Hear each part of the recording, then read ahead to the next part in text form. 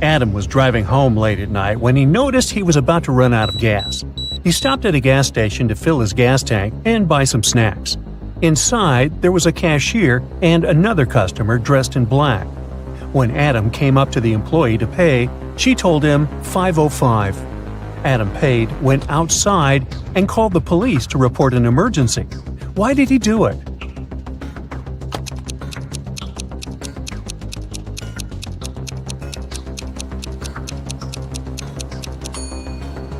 The cash register showed $18.35, but the cashier said $5.05, which looks like SOS. You have a sock drawer. It has 4 black socks, 8 brown socks, 2 white socks, and 8 tan socks.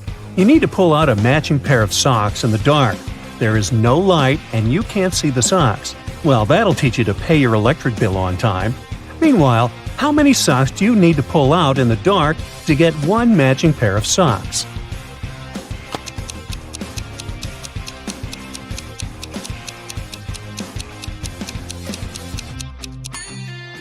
Five. You only have 4 different color of socks. If you pick 5 socks, you will definitely get 1 pair of matching socks. A fairy had an assistant, Dwarf Martin. Once, the fairy asked Martin to visit a powerful wizard and pick up 3 potions she had ordered. The dwarf received the parcel, but on his way back, he got into a real trap. In front of him, there were 3 doors, and he couldn't get past them. He had to go through one of them. But behind the first one, there was a bottomless abyss. Behind the second door, there were venomous spiders. Even their webs were poisonous. And the third door was hiding a raging fire. Martin couldn't choose the door, but he came up with an idea. He decided to use one of the potions the wizard had given him. He had the potion of invisibility, the potion of speed, and the potion of forgetfulness. Which potion should Martin drink, and which door should he choose?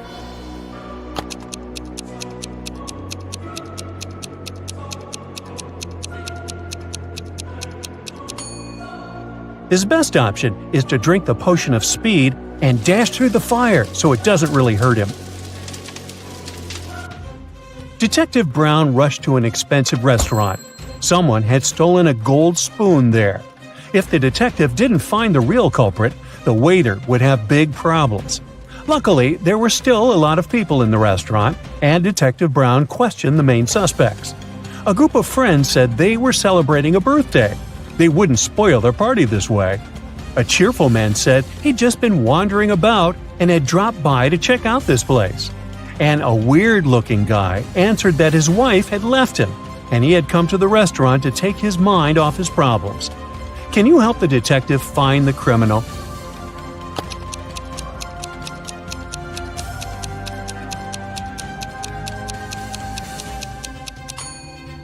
The second man lied. He said he had been to this restaurant for the first time. But look, he's wearing a hat with the restaurant's logo. Gotcha. Look at these 3 people who seem to be having fun. They're hanging on a tree, but one of them is a ghost. Can you guess who it is?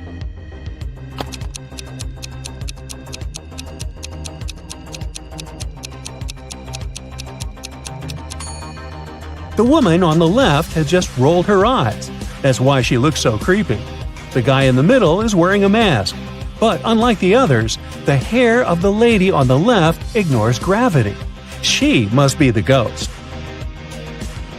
Brave warrior Richard set off on an adventure together with his 2 assistants. Once he came across a kingdom where a princess was locked in a high tower. Richard decided to save her and, who knows, maybe even marry her later. First things first, he went to the king, but the ruler didn't give the warrior any hints. Luckily, Richard's assistants found a secret map, but they weren't bright enough to figure out what it meant and which window of which castle Richard needed to climb into to save the princess. Can you help them?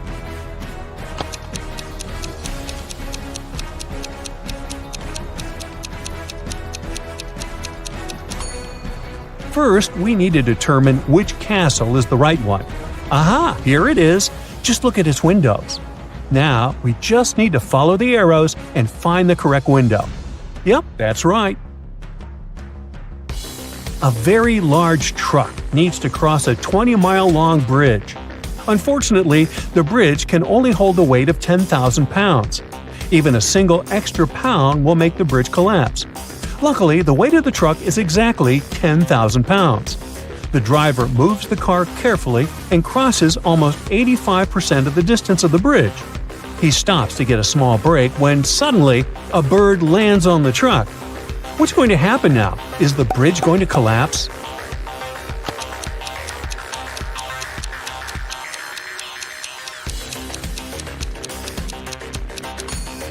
The bridge won't collapse. The truck has already traveled 85% of the total distance and has used some gas, so the extra weight of the bird doesn't add any extra load to the bridge. There is a boat with a ladder attached to it. This ladder is 8 feet long. If the water rises 4 feet, how much of the ladder will remain over the surface of the water?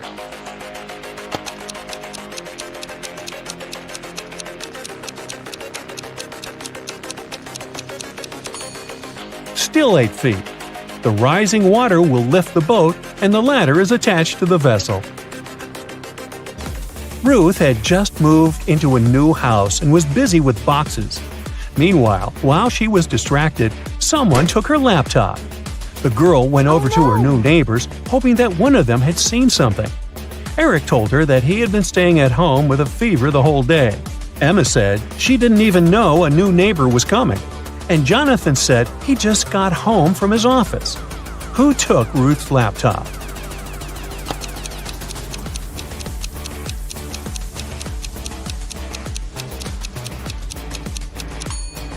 Look at Jonathan's car. It's covered with a thick layer of snow. The man lied. He hadn't been to work. One wizard catches people and then makes them choose between 2 doors. Behind one of them, there's an unfriendly, to put it mildly, dragon. And behind the other, there's a chest filled with gold. The ones who pick the right door become rich and are allowed to leave the castle. But if it's the wrong door, well, the outcome is much more tragic. There are 2 signs on the doors. One lies and the other is truthful. On the first door, it's written, "The treasure is here. The dragon is in the next room." The other sign says, "The treasure and the dragon aren't in the same room." Where's the gold?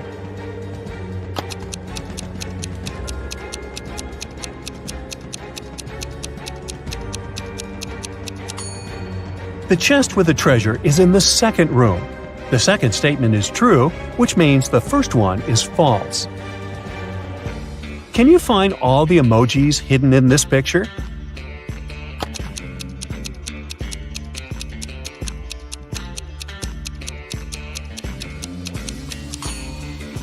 So how many have you spotted? There are actually 5 emojis here. Have a look. What about this picture? How many emojis can you spot here?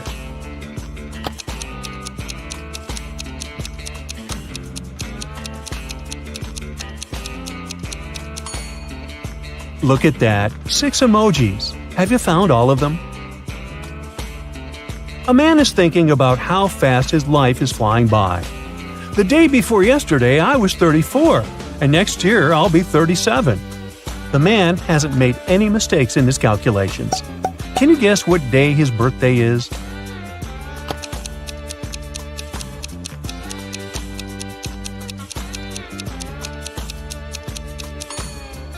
The man's birthday is on December 31st. He's thinking about it on January 1st. The day before his birthday, he was 34. The next day, he turned 35. A new year started the next day, and that year, he's going to turn 36. And he will be 37 the following year. Ooh, look at this! A car has crashed into a restaurant window, smashing it. Detective Harris has come to investigate the case. There are 2 suspects, Julie and Douglas, but each of them claims that the other person did it. Can you help the detective figure out who's lying?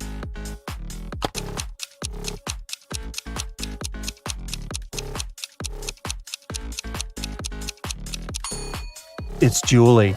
The tire tracks on the ground belong to her car. Look at these 3 men. They're at the airport. Can you figure out which of these guys is married?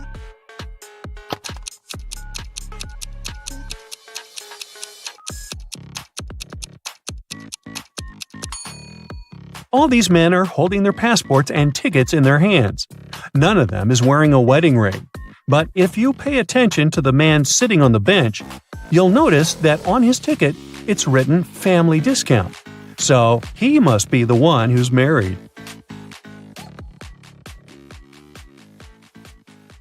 April, May, and June are three sisters. One day, April says, "Girls, have you noticed that we're all born in the 3 months our names signify, but none of us was born in the month of her name?"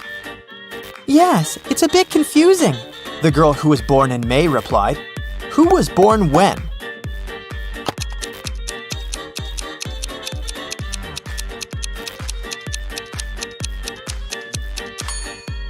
Since no one has called their birth month, then April must be born either in May or June. But the girl who responded to her was born in May, so April was born in June. The girl who responded can't be May and can't be April, so she is June. And the girl who remained silent must be May, who was born in April. It was summer break, and Riley's friends invited her to go camping. Riley didn't like camping, but she also didn't want to admit that she'd rather stay at home watching TV. So she said that her parents had invited her to go on vacation, but she stayed at home and was binge-watching TV shows. Her family was sending her vacation photos, and Riley photoshopped herself in one of them and sent it to her friends. When her friends saw the photo, they realized that Riley wasn't on vacation. How?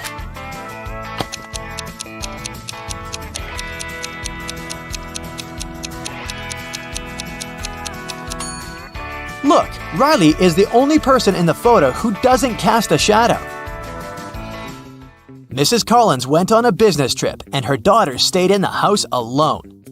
Of course, the girl wanted to throw a party. Her mother knew it was inevitable, so she gave her permission, but on one condition. There should be no more than 5 people in the house. In the late evening, Mrs. Collins called a neighbor and asked her to check the house. Here's what the neighbor saw when she approached the house. How many girls are partying there?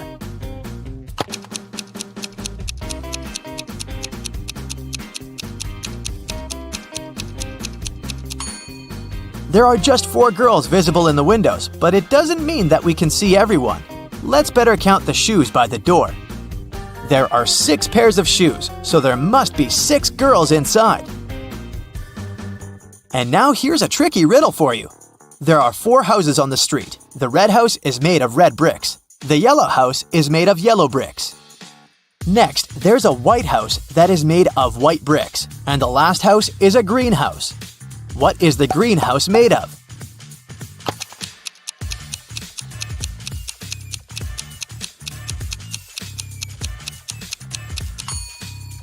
Well, greenhouses are made of glass. Did you get it right, or did I trick you? Mrs. Jones finished cooking dinner and went to the living room to call her triplets for dinner. When she walked in, she saw her favorite vase shattered on the floor. "Who did it?" she asked, but none of them admitted. Look at the triplets and tell who you think is guilty.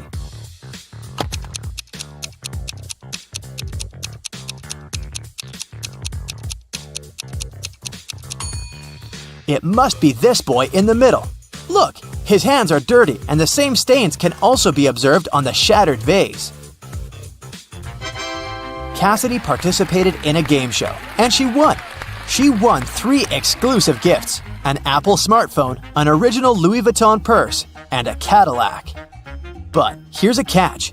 She is to pick her presents herself by choosing between an original and a replica. Will you help her pick the correct prize? Here are 2 iPhones. One of them is an original, and one of them is a replica. Which one should Cassidy choose?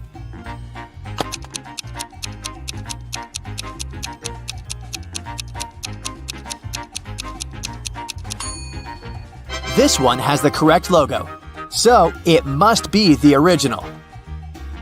Now, there are 2 identical purses, but only one of them is an original Louis Vuitton purse. Which one?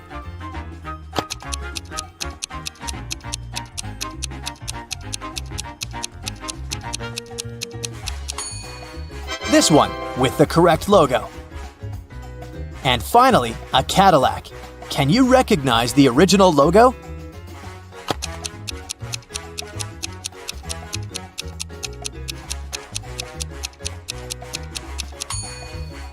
This is the one. Evie has always wanted to get a dog, but her mom wouldn't allow her. Once, she found a puppy on the street and brought it home and hid it from her mother. Evie had kept it for 2 weeks without her mom knowing. But one morning, Evie's mom walked into the room and realized that there was a dog living in her daughter's room. How did she understand it?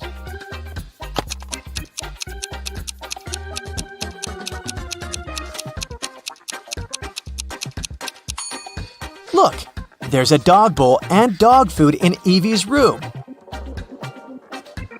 Amanda lives in a small town. Her favorite artist just announced that she will come there for a concert. So, Amanda needs money to get a ticket, and she decides to find a summer job. She has 3 options. One option is to work on a project in a call center, which will last a month, and she will get $350 in the end. The second option is to work in an ice cream shop, where she will earn $90 a week. The third option is walking the dog of one of her neighbors, and she'll get $10 per day for this. Which job should she take to earn the $170 needed for the concert ticket as soon as possible?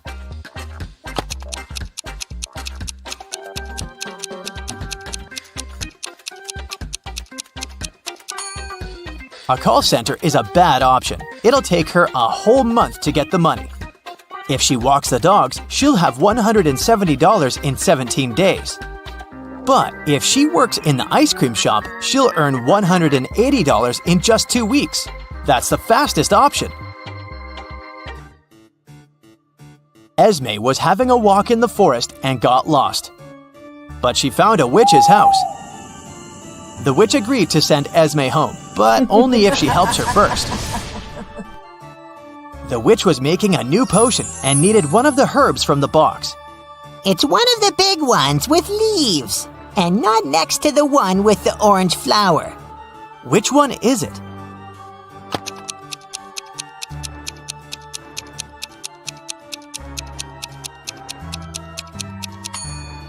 Okay, there are just 3 big ones, so it's one of those.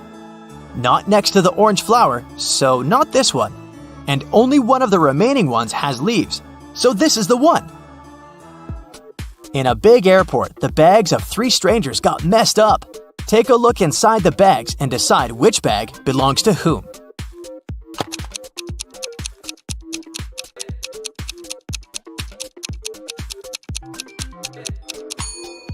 Okay, the bag with dresses and makeup most probably belongs to this woman.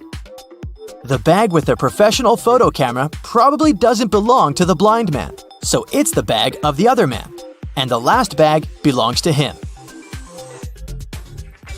Mrs. Lawrence had 3 teenage daughters, Leah, Chloe, and Della. They were all grounded and couldn't leave the house. Still, a neighbor saw one of the girls in a mall. Mrs. Lawrence came home and asked the girls what they were doing. "I was in the house preparing for my history test," said Leah. "I was doing puzzles in my room," shrugged Chloe. "I was gardening," said Della. Who lied?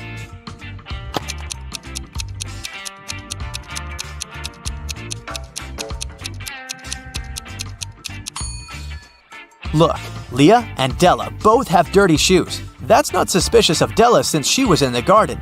But Leah wouldn't get her shoes dirty if she spent the day in the house with a history book. Ned works in a club, and his job is to check people's ID cards and not let any suspicious people get in. Take a look at these 3 ID cards and figure out who wasn't supposed to enter the club. So here's the first one.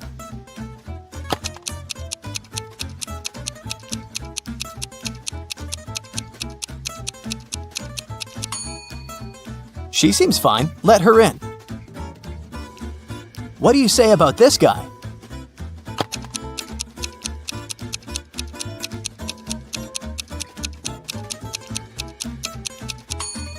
Don't let him in. The month and date are flipped.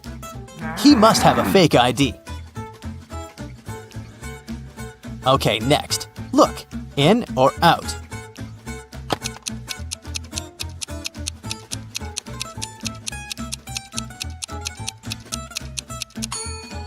Look, the photo of this young lady isn't made on a white background, as documents require. That's suspicious. So the ID must be fake. Ned shouldn't let her in. Okay, here's the next guest. What's your verdict?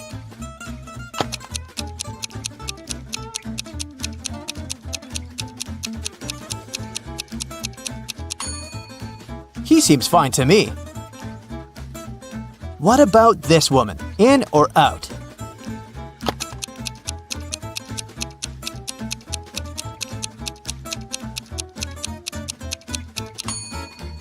She seems alright. Green light. Okay, another one. In or out?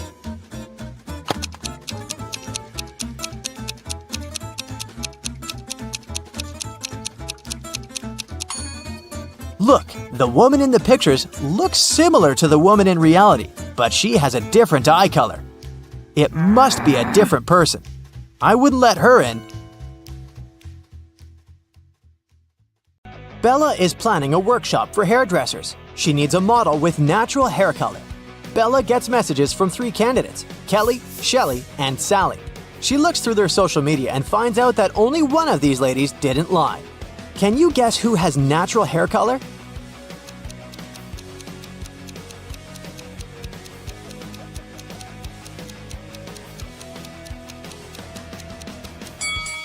Kelly has gray roots, so she dyes her hair. Shelly has yellow blonde hair. It looks pretty natural, but it proves nothing. Meanwhile, Sally has red hair, and she has family pictures that show that her parents and siblings have the same hair color. So, Bella should choose Sally. The next day, Bella goes hiking with her friends, Jeff and Kim. They're hanging out on a high rock. Can you spot who's in danger?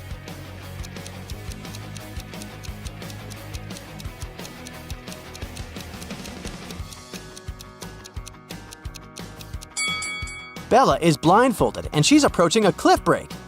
Jeff is digging with a shovel, but there are electrical wires underneath.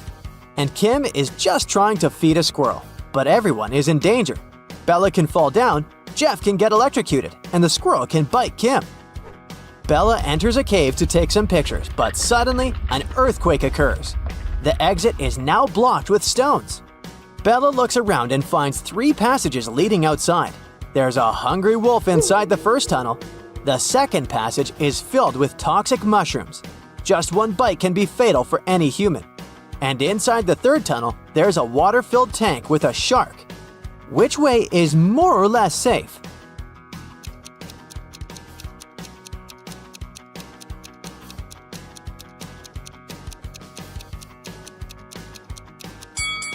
Bella should choose the second passage. The mushrooms are only dangerous when eaten. No one is forcing Bella to eat them. Bella is walking back home and sees a lonely dog on a playground. One of these guys is its owner. Can you guess who?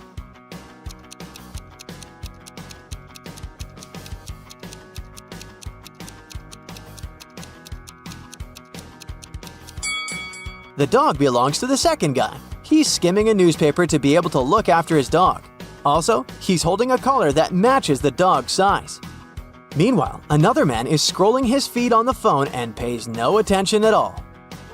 Bella arrives at work. She's been trying to open the door leading to her office, but it's locked. Someone changed the 4-number combination. Can you help her crack the passcode?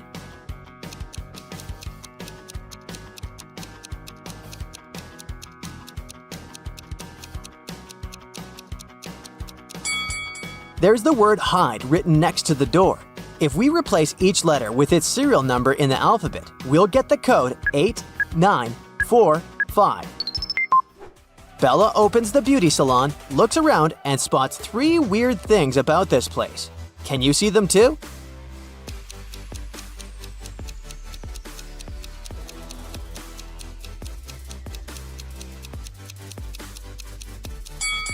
The mirror doesn't reflect reality. There's a spoon in this box of combs, and this unplugged hairdryer is working. Bella hears weird sounds from the street. She looks out the window and sees 2 women and 1 man arguing.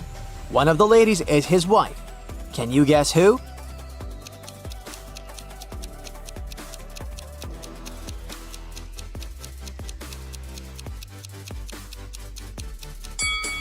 The man and the lady in a yellow shirt have matching rings. Therefore, she's his wife.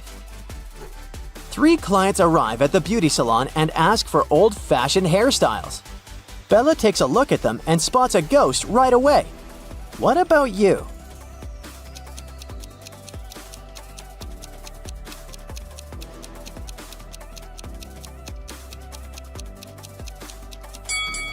The first lady is dressed up as a ghost, but she's wearing jeans underneath her costume, so she's probably an actress. The third lady looks like an ordinary person with conservative tastes. But take a closer look at the second lady's feet. They don't touch the floor, so she's the ghost. Bella goes to the nearest store to buy some food for lunch. She sees 3 women in a line. Only one of them is a mother. Can you guess who?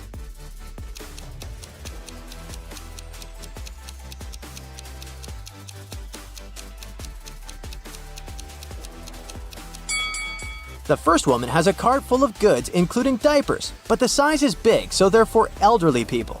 The third lady is buying fireworks, soda, and red cups. But it proves nothing. She's probably just going to throw a party. Meanwhile, the second lady has a stain on her dress and she looks pretty sleepy, so she's a mother. Bella moves on to the next store. There's a line with 3 customers, and one of them is a thief.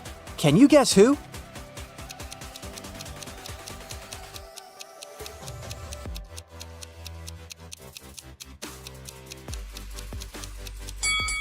The third guy is wearing an oversized sweater, but he's innocent. Meanwhile, the second guy in a hoodie hid the stolen goods in his hood. The next morning, Bella wakes up in an abandoned house. A creepy voice says, I'll set you free if you guess the password correctly. "Can you help her escape?"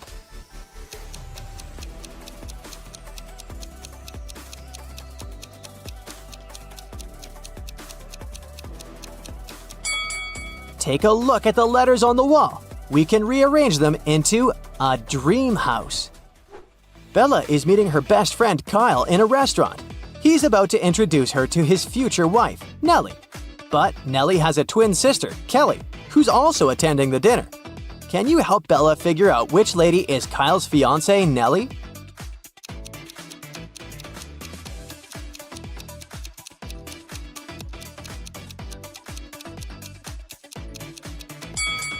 The twins look exactly the same, but Nellie has a heart-shaped necklace.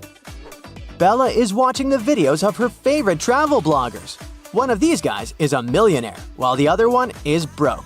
Can you guess who is who?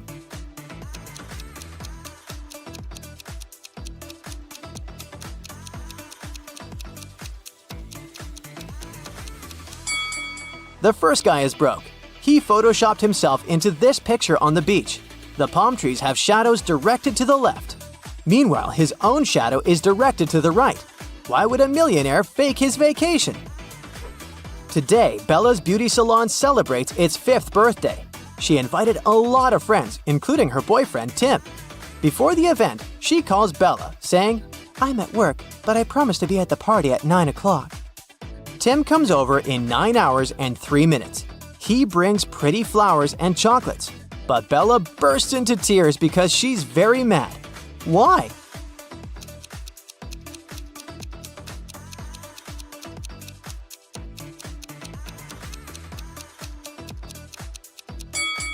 Bella was expecting her boyfriend to arrive at 9 p.m., but he came at 9 a.m. the next morning. 2 ladies show up at Bella's beauty salon. One of them is super rich. Can you guess who?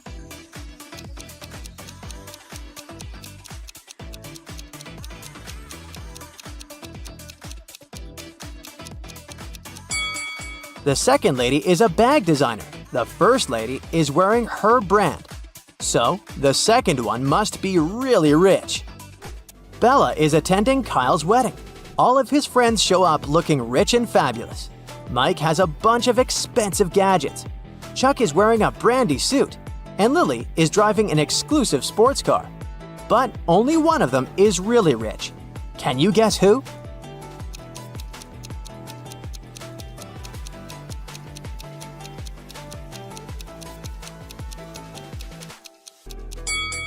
Take a closer look at Chuck's suit. He didn't remove the price tag, so he's probably planning on returning it after the wedding.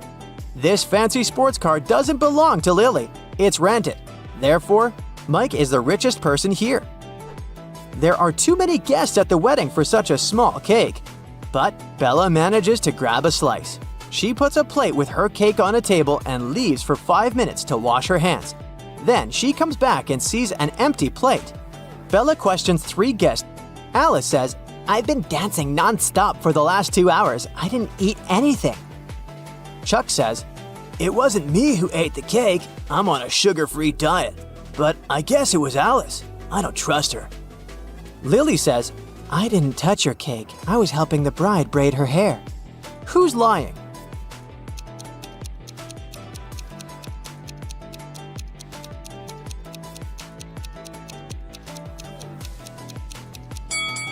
Take a closer look at the bride's hairstyle. She doesn't have any braids. Therefore, Lily's story is fake.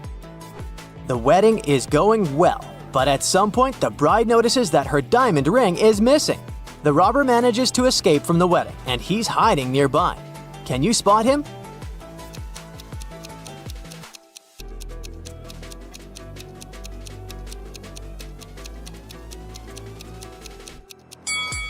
He's over here. The next morning, Bella arrives at her beauty salon. Oh no! Someone stained the walls with paint. Bella finds 3 suspects and questions them.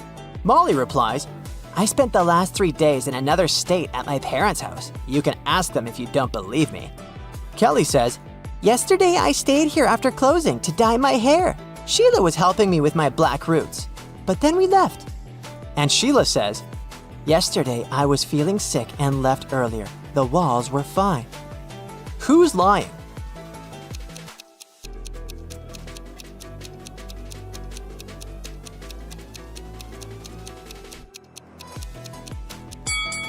Kelly.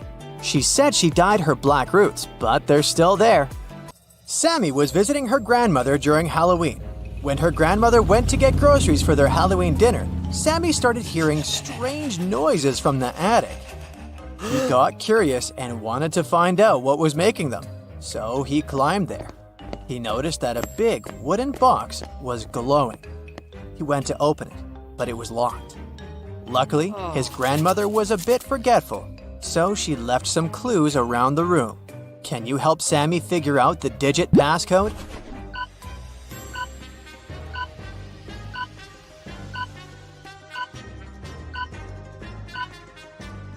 Take a look at these books stacked next to the box. Did you notice that these 4 books have numbers instead of titles on their covers? Those must be the numbers he needs to open the box. So the passcode is 4203. After Sammy opened the box, he started hearing the whispers again. They were coming from the strange book that was in the box. The book was saying, "Open me, but to do that you need to answer the riddle on my cover.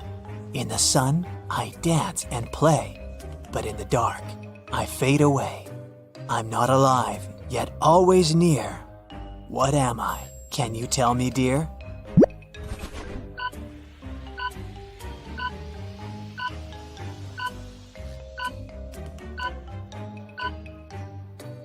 The answer is a shadow.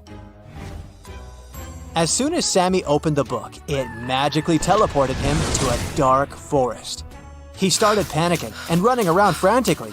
That's when he spotted an owl sitting on a branch. The owl said, "Lost friend, I can help you find your way out of this labyrinth of trees, but first, you have to hear my riddle.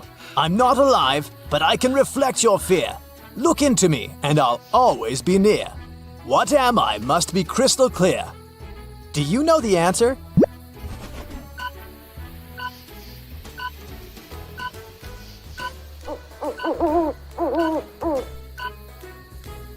It's a mirror. The owl guided Sammy to a wizard's cottage. Then, Sammy explained his situation to the wizard and convinced him to help. There was only one spell that could send Sammy back to his world, and it was in a magic book that was stolen from an evil witch. So, the book was not revealing its secrets to the wizard. There was a riddle at the back of the spell book, and it said, "Speak what belongs to you but is used more by the others, and I shall reveal my secrets." Do you know what that is?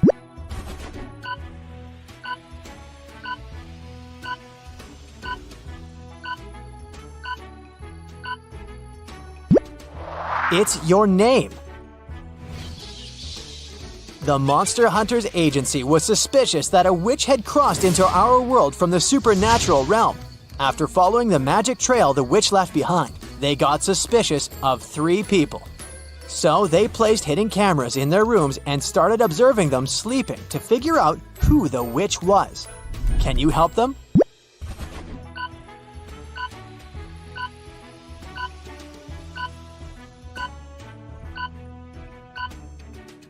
Okay, each of these people has something in their rooms that indicates they might be a witch. But take a look at the broom inside the First Lady's bed. But first of all, it's made of plastic. And it also has a label on it, which means it was bought from the store. The Third Lady is wearing a glowing amulet. I admit it looks mysterious, but it's just a toy. So the witch is the lady with the pointed hat peeking out from underneath her pillow. And if that doesn't convince you, her black cat sleeping on the other side of the bed will. Amy's town had an old museum that the residents believed to be haunted. Amy and her friends decided to spend the Halloween night inside the museum to have some spooky fun. When the clock struck midnight, all the portraits hanging on the museum walls came to life. Then a portrait of a lady started screaming for some help. She told Amy that the former employees dared to make a fake version of her portrait, and she wanted Amy to destroy it. But once Amy saw the fake portrait, she spotted 3 differences from the original and assured the lady that it couldn't hold a candle to the original. Can you spot them too?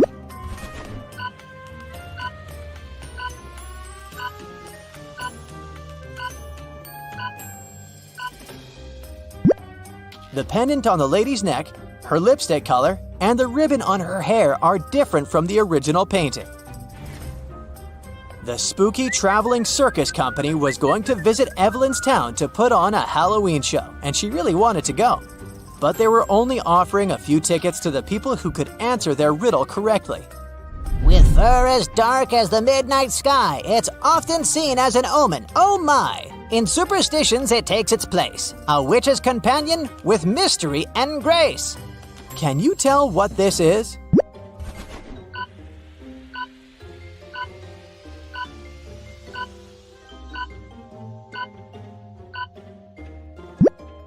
The answer is a black cat. The circus company required all the audience members to come to the show dressed in costumes. So Evelyn headed to the shopping mall to get herself a costume. She found 3 options to choose from: a witch costume, a mermaid costume, and a Victorian-era vampire costume. Which one should she pick?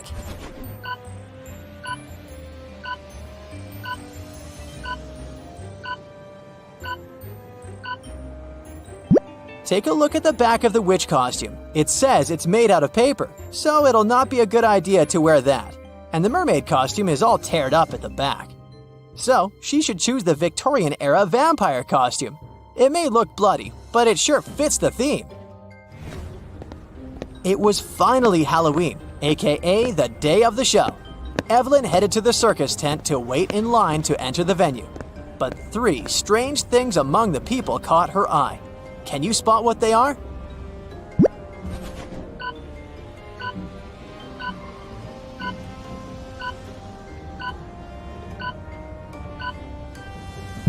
Look at this guy waiting in the line. His feet are not touching the ground. He's floating. Evelyn also saw her friend Edward waiting in line. As they started waiting together, she learned that Edward's ticket was from the first row, and they wouldn't be sitting next to each other. When the circus manager overheard them talking, he suggested that he might be able to change Evelyn's seat. Then he brought 3 chests, put the new ticket into one, and told Evelyn to follow it. If she was able to tell which chest the ticket was in by the end, he would give it to her. So watch the manager move the chests and help Evelyn win the ticket.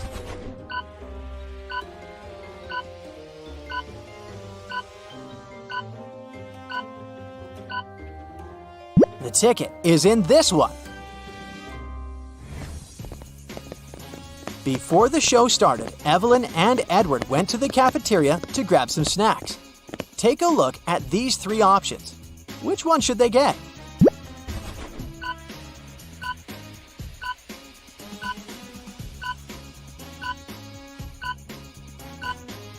Take a look at the date that's written on the potato chips package. According to it, the chips expired in 1980, so that's a pass. And take a look at the small note below the ice cream. It says it's earwax flavored. Nobody wants to taste that, so they should pick the popcorn. The gooey thing on top of it is just caramel sauce. The show finally began. The first performer was a magician, and his first trick, he teleported from the right side of the stage to the left side. But Evelyn saw right through his illusion and figured out how he did it immediately. Can you?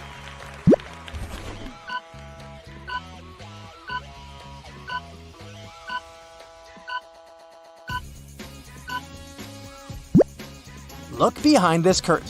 There is a portable projection machine. It sure has something to do with that. As the spooky show continued, Evelyn realized that something was off with some of the performers on the stage. She started suspecting that some of the circus members might not be human after all. Can you tell what made her think so?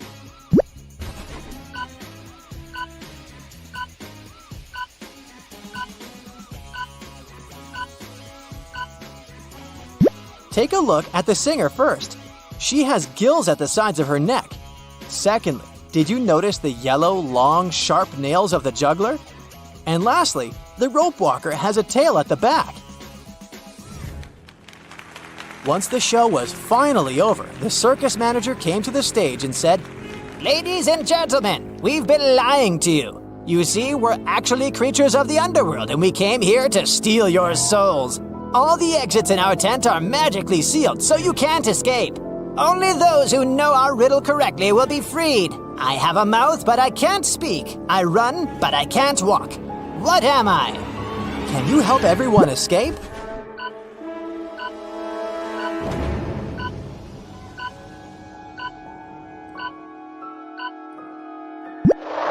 The answer is a river.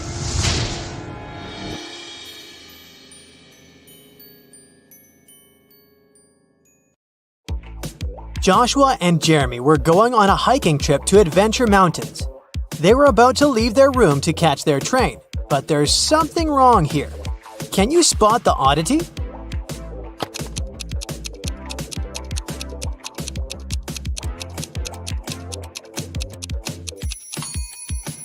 Well, they're going hiking, but Joshua is wearing shiny business shoes. Those will be too slippery on the mountains. Once they arrived at the train station, Jeremy realized that he had forgotten the tickets. They went to the ticket sales booth to explain their situation. The salesman told them he might be able to give them new tickets, only if they could answer his riddle correctly. I stand tall, yet I never walk. With rocky peaks, I love to talk. Above the clouds, my head does rise. What am I that touches the skies? Can you figure out the answer?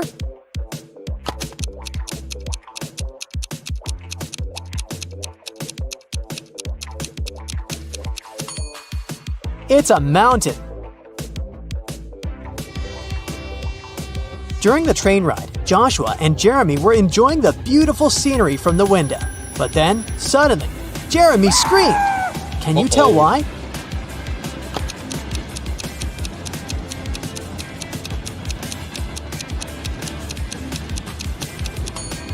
Take a look at the birds flying in the distance. Were you able to spot the small dragon flying with them? Well, Jeremy did. Joshua and Jeremy finally arrived at their destination. Before they started climbing up, they wanted to make sure their water bottles were full for the entirety of the hike. They saw 3 different drinking fountains from where they could fill their bottles. Take a look at them and tell me which ones they should pick.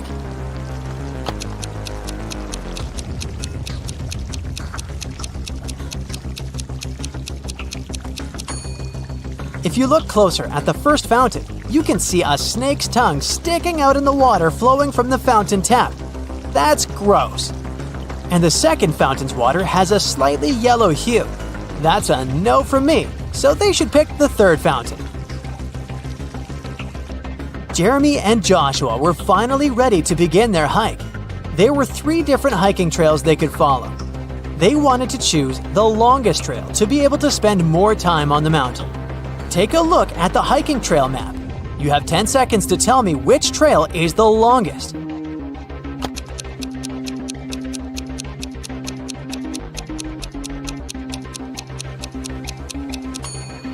It's the second trail. During their hike, Jeremy wanted to take some photos for his social media account, so they decided to go off-path, deep into the forest. But suddenly, an elf stopped them and said, I am the guardian of this forest. I won't allow you to walk any further. Unless you know the answer to this riddle.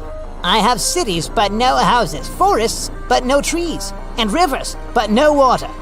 What am I? Do you know the answer?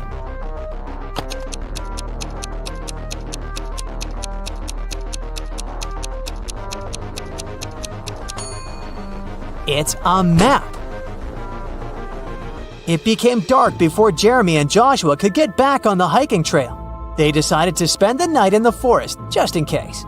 Can you help them pick which tree they should build their tent under?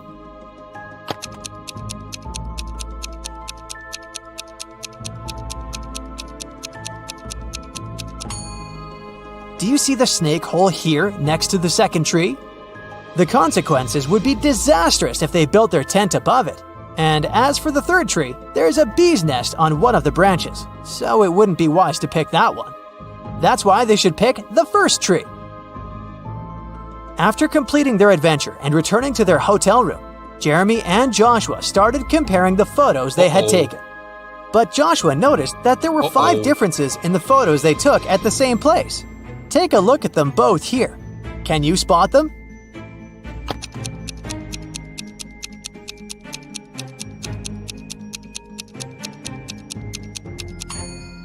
In the first photo, the mountaintop view is covered with snow, but that's not the case in the second photo. Secondly, the logo that Jeremy's t-shirt has in the first photo is different in the second photo. Thirdly, in the second photo, a pair of glowing eyes can be seen in between the trees, which doesn't exist in the first photo. Creepy. As for the fourth difference, in the first photo, Joshua is holding 2 of his trekking poles. But in the second photo, he's only holding 1. And lastly, in the first photo, there are 2 cable cars riding to the top of the mountain. But in the second photo, there's only 1. Arya's favorite pop star, Peyton Swiftly, was coming to town to give a concert, and Arya really wanted to go. Unfortunately, tickets were sold out very fast, and Arya couldn't get one. However, after one of the ticket buyers returned their ticket, the ticket website announced they would give the ticket for free to the person who knew the answer to this riddle. I'm full of keys, but I can't open any locks. What am I? Can you help Arya out?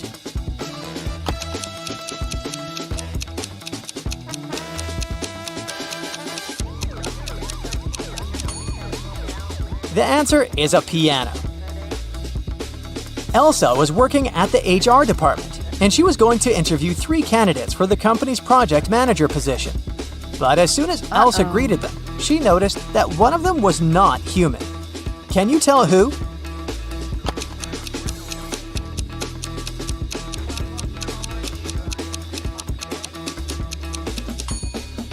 It's the second guy. He's not blinking at all. 2 pregnant ladies attended the pregnancy yoga class at the gym. But as they were preparing for the class, the yoga instructor noticed that one of them was actually a robot working undercover to study humans. Can you guess who?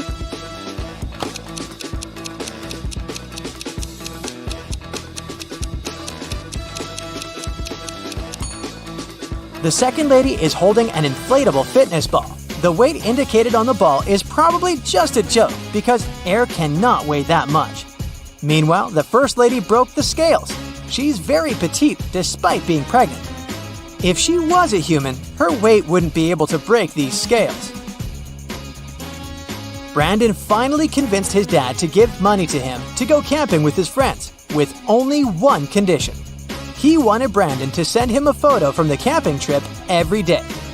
But the first day he sent him a photo, his father could tell that Brandon lied to him, and he didn't go camping at all. How did he know?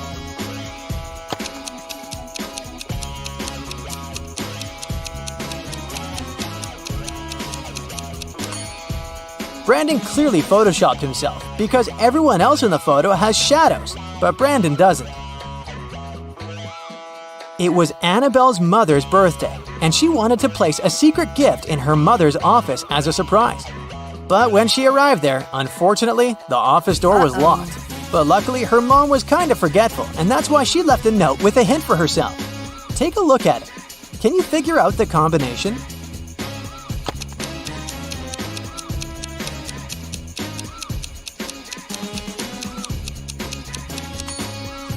Each number is the number of lines in the respective letter.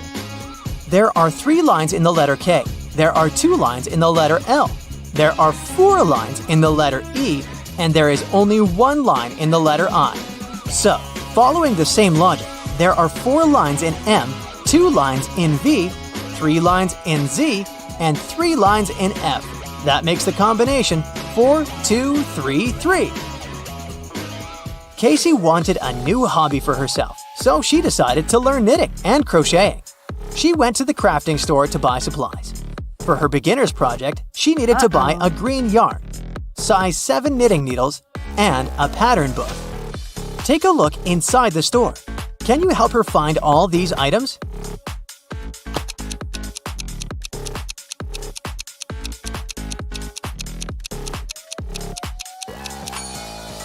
Here's the green yarn, here are the number 7 knitting needles, and here is the pattern book. Jackson went hiking in the woods, but when his cell phone ran out of battery, he couldn't use his navigation and got lost. He walked for hours and started to feel exhausted and hungry. Luckily, he finally came across a farmhouse with lots of apple trees. He wanted to pick an apple and rest there while he ate it. But then, suddenly, the owner of the farm stopped him and said, "This is private property. You're stealing my fruits. But I'll let you eat that apple if you can answer my riddle correctly. I can fly without wings. I can cry without eyes. Wherever I go, darkness follows me. What am I?"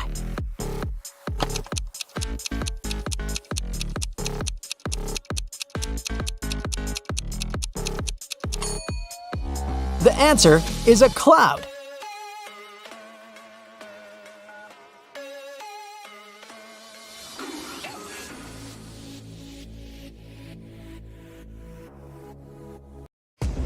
Neil was one of the best watchmakers in town.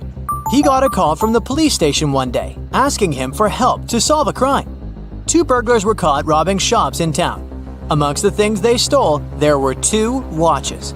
One of the burglars claimed that the watch they stole was a fake, so the police contacted Neil to see if that was really true. Take a look at both watches. Can you help Neil figure out which one is fake and which one is real?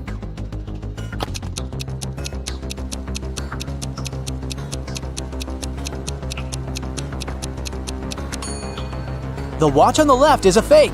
If you look closely, you'll see that the miniature arm is too long, so it can't pass around the entire clock when it moves.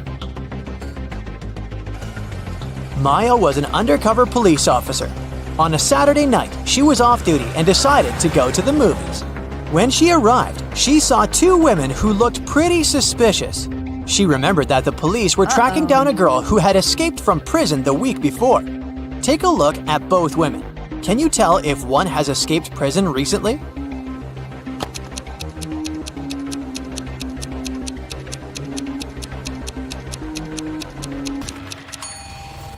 It's the lady on the left. Her prison uniform is peeking through her coat.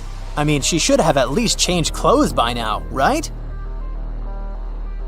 Beth arrived at school and one of her best friends showed her a picture. She told Beth that if she got the answer correctly, she would get a week's supply of free chocolate. The friend said that one of the people in the picture wasn't human.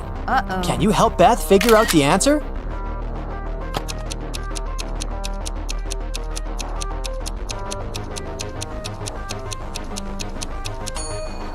It's the boy in the middle. He doesn't have a shadow, which means he's definitely not human. Ruby was traveling around India when she decided to stop for some tea. As soon as she walked inside the tea shop, the owner placed 2 teapots in front of her. He told her she would get a free cup of tea if she could figure out his riddle. He told her that the first teapot contained enough tea for 40 cups and asked to figure out, just by looking at the pot, how many cups of tea it could carry inside. Take a look at the image. Can you help Ruby figure out the answer?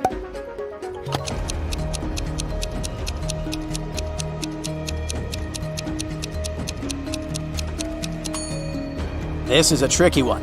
Probably the second teapot can only carry around 20 cups of tea.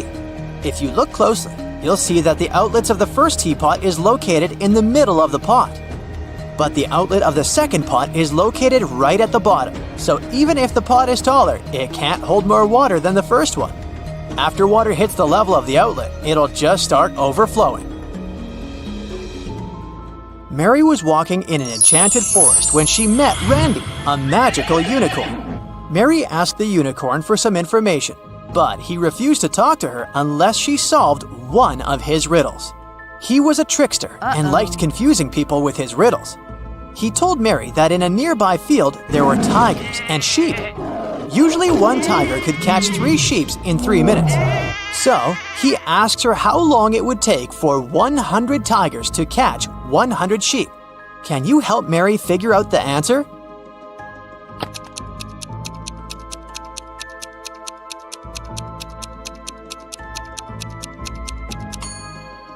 It would still take 3 minutes, because each tiger is still catching 1 sheep in 3 minutes. It doesn't matter if it's 3 tigers or 100.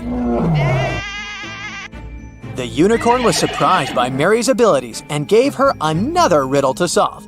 He asked her to name the 5 days of the week without saying Monday, Tuesday, Wednesday, etc. She also couldn't say whether it was the first day of the week or the last. What do you think Mary answered here?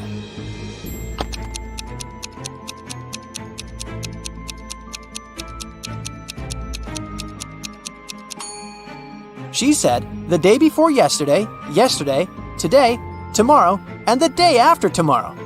Clever girl, huh? Brianna was traveling on business, and her company put her in one of the best hotels in town. She arrived from work late at night, exhausted. She was getting ready to go to bed when she heard a knock on the door. When she looked through the peephole, she saw a man standing outside. The man said he was sorry for bothering her, but the hotel database had crashed and he needed to recheck some of her information. Brianna said she would be back in a moment, got away from the door, and called security. She said there was someone in the hotel trying to rob her. Take a look at the image. How did she know the man was a robber?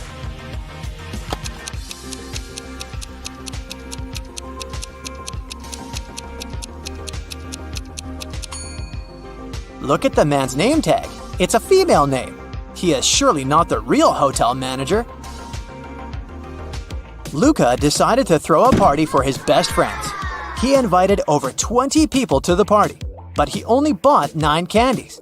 He told his friends he would leave the candies inside a pretty little box, and they could each get 1 candy.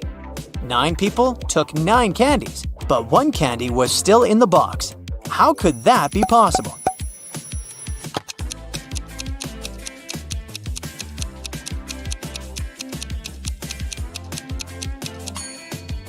It's pretty simple. The last person took the candy and the box. This way, 1 candy remained in the box. Noah reported to the police that someone had stolen his red motorbike the previous night, right out of his garage. The police started to search for it and tracked 3 main suspects. Take a look at them. Which one stole Noah's motorbike?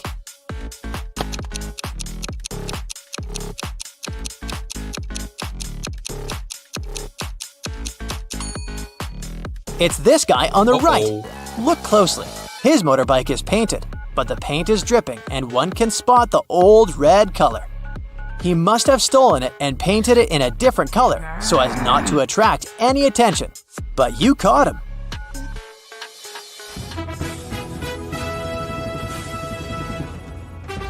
It's the finale of the Big Money Buzz Show, and Natalie is faced with a difficult task. There are 3 fish bowls. each one of them containing a different amount of gold bars inside. If she manages to put her hand inside one of the bowls and take it out, she can keep the gold bar. The first bowl has scalding hot water inside of it. The second is filled with flesh-burning acid. And the last bowl has a couple of venomous scorpions walking around. Which bowl should she choose?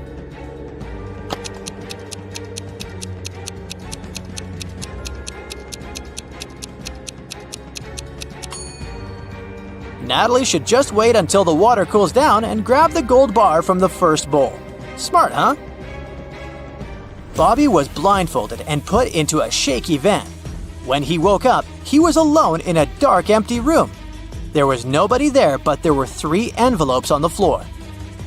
A post-it on top of the envelope said, "Each envelope contains a red capsule and 2 statements. In one of these envelopes, both statements are false. In another envelope, both statements are true. You have to choose the correct capsule to get out of this alive." He opened the first envelope, saw a capsule and the message, 1. Don't eat this candy. 2. Take the candy from the second envelope. On the second envelope, the note said, 1. Don't take the candy from the first envelope. 2.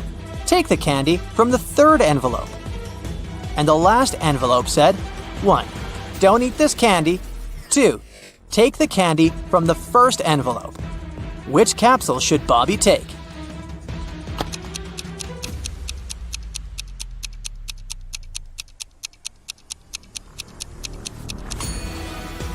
He should trust the candy from the third envelope. Let's see why. The first message of the first envelope is true, while the second is false. Both messages from the second envelope are true. This leaves us with 2 false statements on the third envelope. The manager of a gift shop got a call from the police station. The police told him there was a burglar on the loose. He dressed up as the Joker and was robbing local shops. But since it was Halloween, a lot of people were walking dressed up as the Joker. At that moment, 4 Jokers entered the shop. The manager got suspicious, so he made the people stand in a line while he examined which one of them was the criminal. Take a look at the image. Can you guess which Joker is the real thief?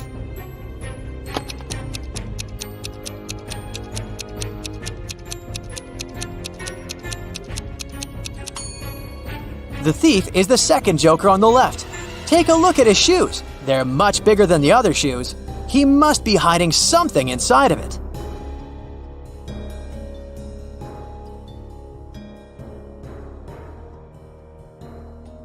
Once, an expedition set up camp in the middle of a desert. They decided to spend a few days in that place. But when they woke up, their truck had disappeared. Luckily, they had enough food to last a week, but no power and little water. 3 days later, one of the members of the expedition disappeared. The leader of the team questioned the remaining people. Logan said he'd been walking around the camp trying to find water. Joanna said she'd been playing games on her smartphone. Samantha claimed she'd been sleeping all day long to save energy. And Nick said he'd been preparing a report in his tent. Can you figure out who's lying?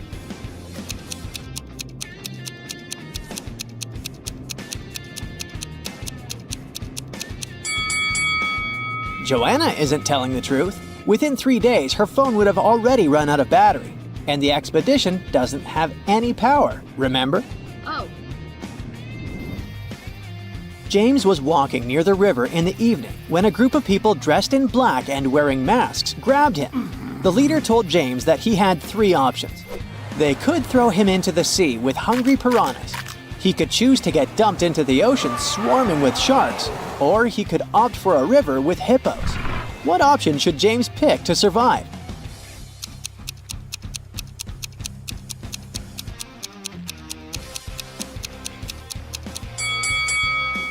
Piranhas only live in fresh water. The guy should pick the sea with piranhas. Yeah! Ah, look at the groom. It seems he might not live long enough to become a husband. Oh, no. One of these ladies has bitten him. Which one was it?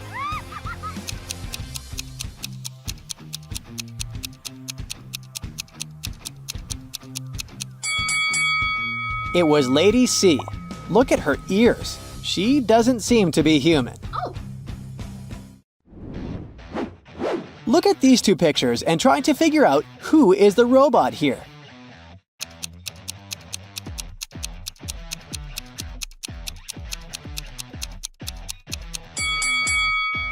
Despite their unusual tattoos, the girls are humans. The robot is actually the cat in the picture on the right. Have you noticed that it's charging through a USB port on its side? Students knew they would have an exam on Monday, but their professor refused to tell them the exact time. Every time they asked, they got a weird reply. If 11 plus 2 equals 1, 10 plus 6 equals 4. If you manage to figure out the answer, you won't miss the exam. Do you know when the students should meet with their professor?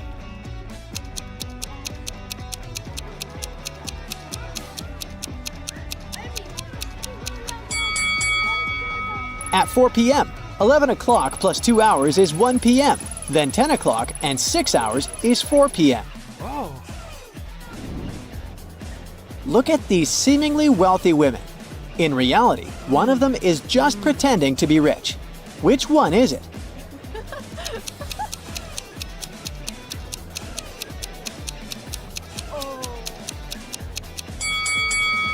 It's the lady on the left. Her bag is fake. The label claims it's Goosey when it's supposed to be Gucci. Oh my god. Mark is locked in a room. There are 4 doors there. The guy has entered through one of them and he can't use it again. The first door leads to the room with high voltage wires hanging above the wet floor. Behind the second door, there's a water-filled room swarming with sharks. And the third door hides a room where acid flesh-melting rain is falling from the ceiling. Which door is the least dangerous and can give Mark a chance to escape?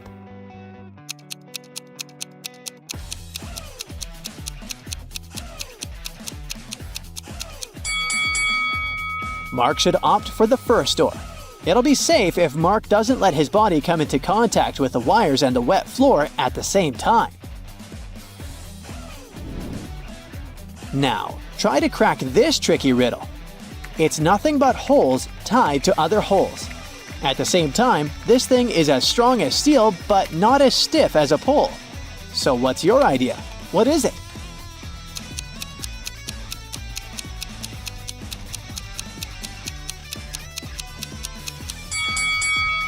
It's a chain. Two people were born at the exact same time but have different birth dates. How is it even possible?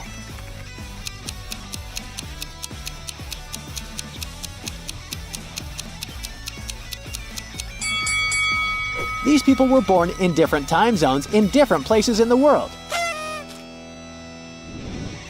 Now you have to think outside the box to crack this one.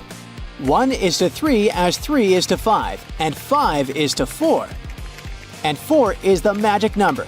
Can you figure out the pattern?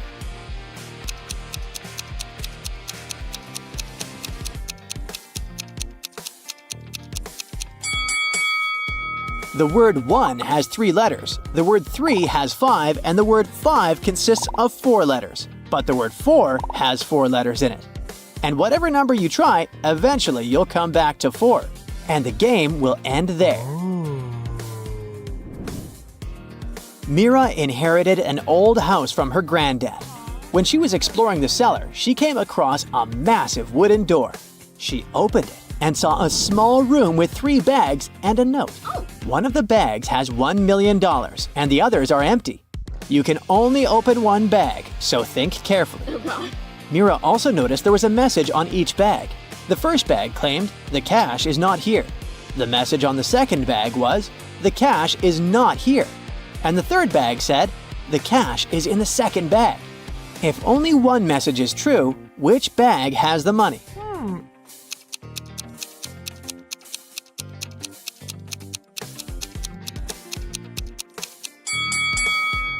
The money can't be in the second or third bags. If it was so, then 2 messages would be true. It means the money is in the first bag.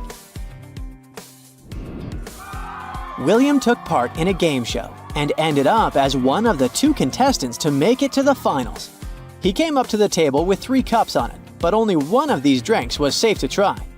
The other two were poisoned, and even though a mistake wouldn't cost William his life, the consequences would be unpleasant. The drinks were tea with sugar, cappuccino, and hot chocolate. Which one should William choose?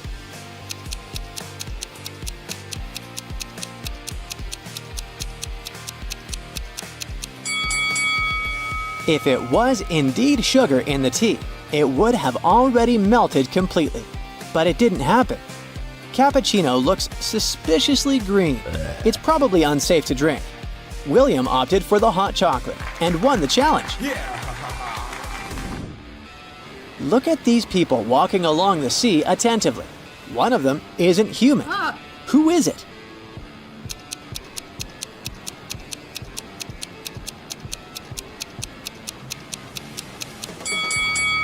It's the young guy in the middle. He has no shadow. Creepy. When you look for something, you always find it in the last place where you search. Why is that?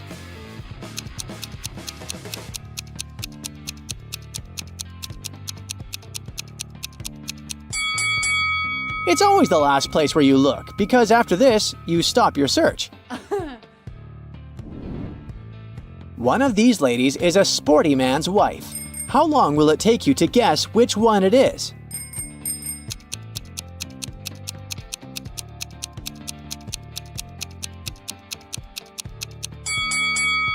It's the girl who doesn't have a helmet, because her helmet is waiting for her on her husband's bike. All of these people seem to be terribly sick. Oh, I see. It's the maid. She's poisoned them. But what if I tell you that one of these people is actually faking poisoning, trying to save their life? Can you figure out who it is? Oh my god! It's the woman on the left wearing a red dress. She hasn't even touched her drink. Look at these ladies very attentively. One of them has stolen a watermelon. Can you understand which one it is?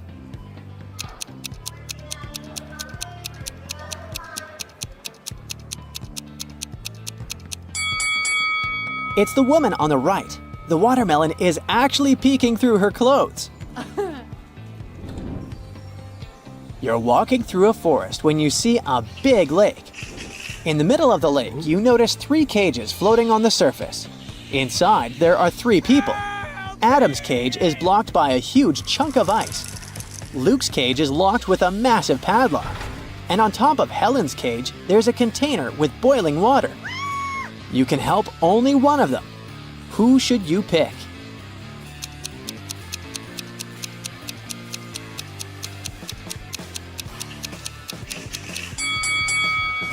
You should choose to help Luke. The ice blocking Adam's cage will melt sooner or later. The boiling water will evaporate, and Helen will be able to escape, but Luke won't get out of the cage on his own. Help! 2 identical vans were crossing the bridge when it collapsed. The cars fell into the water and started to sink.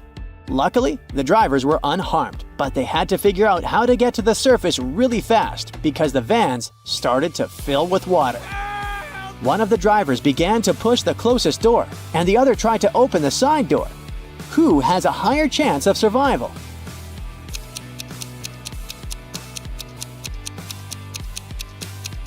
Help! The first driver won't be able to open the door because of the water pressure, but the side door in the second car is a sliding door. With some effort, the second driver will be able to open it and escape. Kitty runs a dance show. She arrives in Finland with the 3 best dancers to perform during the Christmas holidays. On the first day of their trip, Kitty was found unconscious in the hotel room. Doctors claim that someone had poisoned her. The police interrogate all the dancers.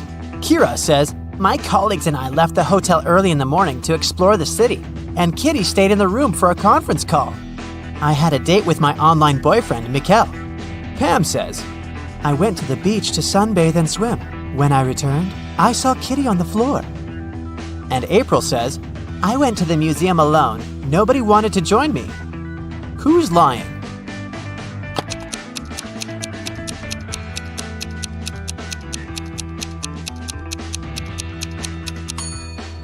Pam, it's Christmas Eve, so it's too cold in Finland. She couldn't swim in the sea. Oh no! The police arrested Pam, and now Kira and April urgently need to find a new dancer for their show. They look through some profiles online and select these 3 ladies, Deborah, Sally, and Lily. But only one of them isn't fake. Can you guess who?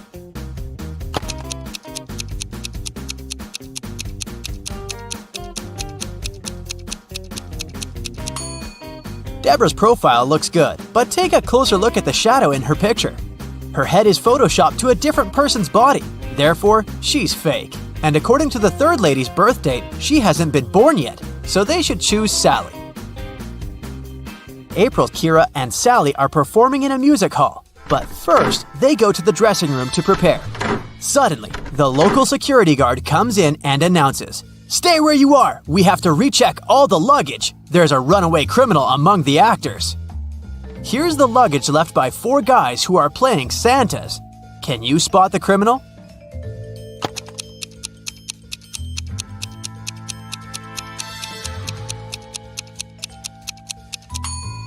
Santa never shaves, so the second luggage looks pretty suspicious because it has shaving cream.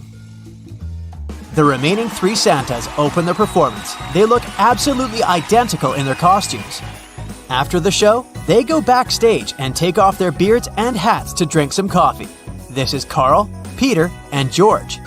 After the break, they put on the costumes again and go to the after party. Can you decide which one of them is Carl?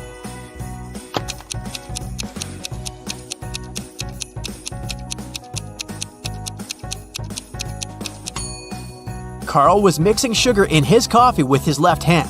It means that he's left-handed. And this Santa signs an autograph with his left hand. Therefore, he's Carl. After work, Kira and April go to the local parade. Can you help them find a sheep among all these Santas?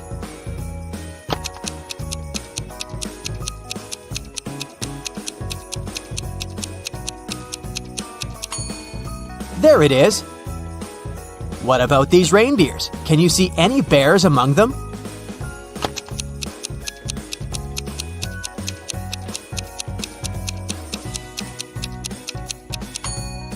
Hello?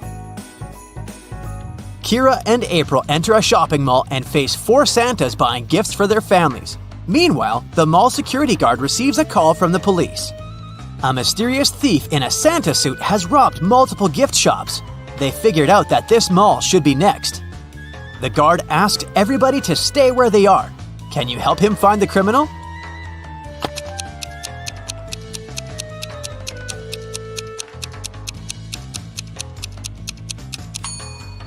It's the 3rd Santa. He's hiding a couple of crowbars in his bag. Also, his beard and mustache are different from the other Santas. Kira and April decide to throw a party in the hotel room. April decorates the room and sets up the Christmas tree. Meanwhile, Kira cooks dinner and prepares gifts for 3 people, Thomas, Sally, and Mikkel. The guests arrive and the party begins. At some point, they notice that someone has stolen all the gifts. Kira believes it must be one of the guests, so she questions everyone. Every guest makes 2 statements, 1 truth and 1 lie. Thomas says, "I wasn't in the room when it happened. I know Mikkel stole the gifts." Sally says, "Mikkel stole them. I saw it. I already have enough presents." And finally, Mikkel says, "I didn't steal the gifts." Thomas tells the truth. He wasn't in the room. Who stole the Christmas gifts?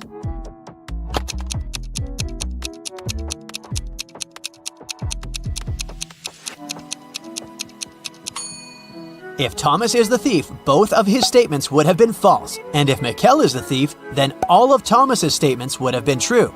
Therefore, Sally stole the gifts.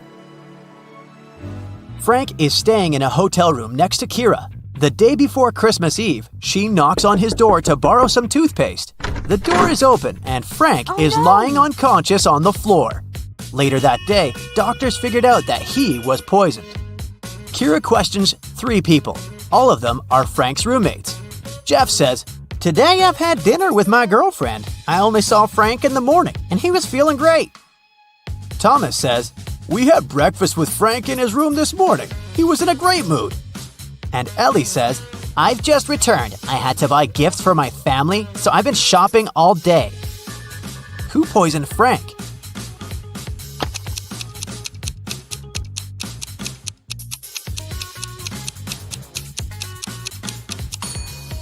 The screensaver is out of date. Frank left a hint with his enemy's name.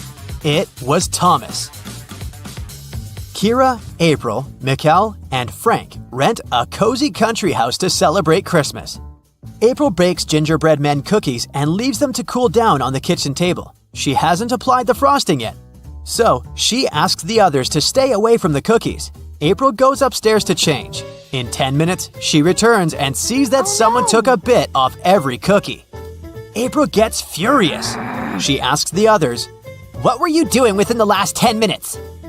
Mikkel replies, I was building a snowman outside. I have no idea what was going on in the house. Frank says, I was decorating the Christmas tree with these balls.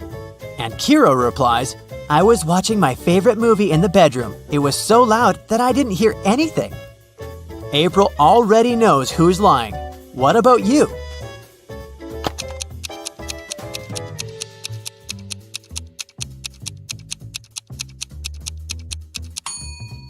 Frank is lying. There is no balls on the tree.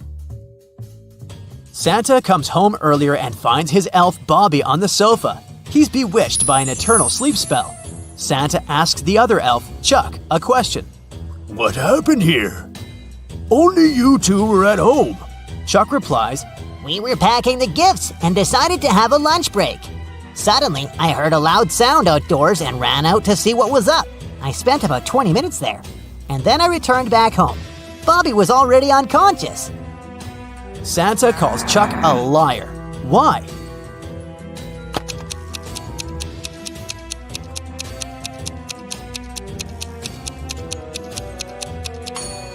Chuck said he spent 20 minutes outdoors, but the coffee cups are still hot. He bewitched Bobby and staged the scene.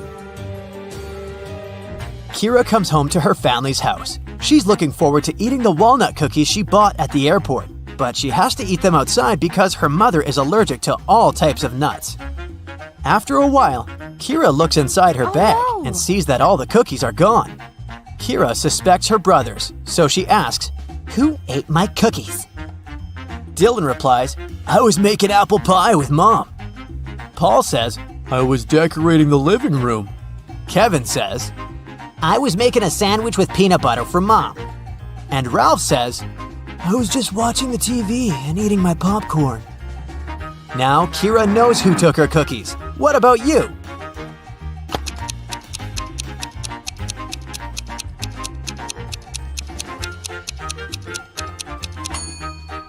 Kevin is lying. They have the same mother, and as we mentioned earlier, she's allergic to all nuts. During the family dinner, Dylan receives an email and begins to cry. Kira asks, What's wrong? Dylan replies, I'm a beginner photographer, and I've sent my best picture to the photo contest. I was expecting to win the first prize, but they disqualified me. Can you figure out why just by looking at this picture?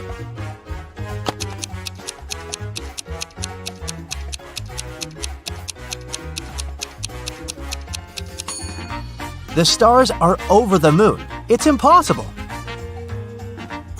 Kira is looking for her mother all over the house, but someone used black magic to turn her into a statue. There's a note nearby. It only has a question mark written with green pencil. Kira decides to question the Green family next door. Zelda says, I was painting in the attic as usual. Oliver says, I was cooking soup for my family. Mark says, I was looking for my missing cat downtown. And Wanda says, I was playing video games in the basement and heard nothing. Who cursed Kira's mom?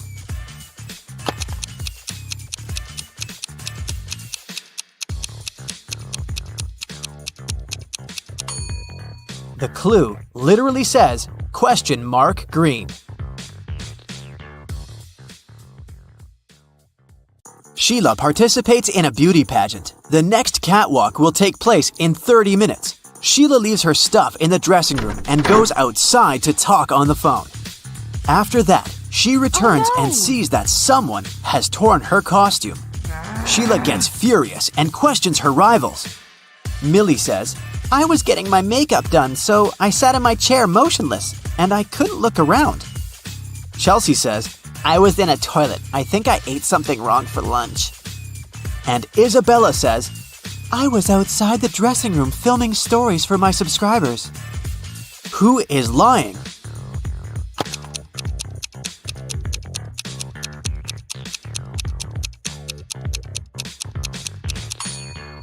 Millie. She said she got her makeup done, but why did she ruin it by putting on a face mask? Sheila goes to the storage room to find a new dress. Suddenly, the door slams shut behind her. Oh no! She needs to enter an 8-letter password to open the door. Sheila needs to be on the stage in 5 minutes. Can you help her crack the code?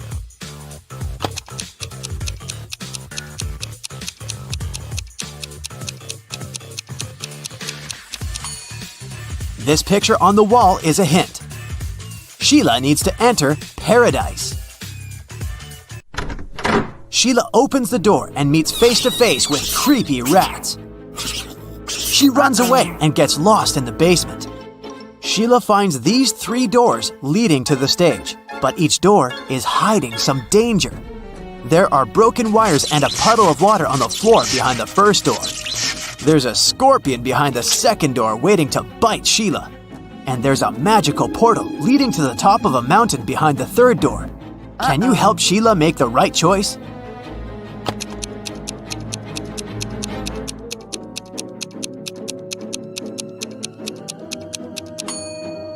She should choose the first door. There's enough space. Sheila can crawl underneath the wires. Sheila enters the stage and spots 3 weird details in the auditorium. Can you see them too?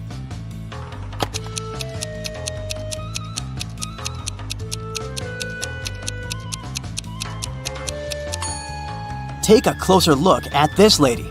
She's holding a book upside down.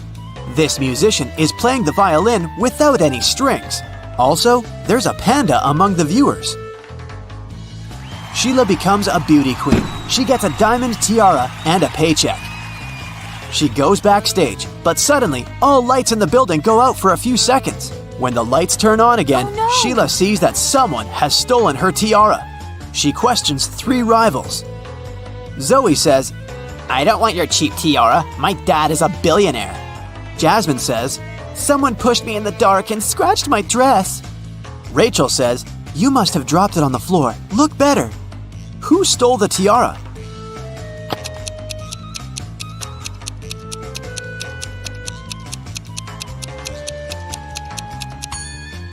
Zoe. It's hidden under her diamond necklace.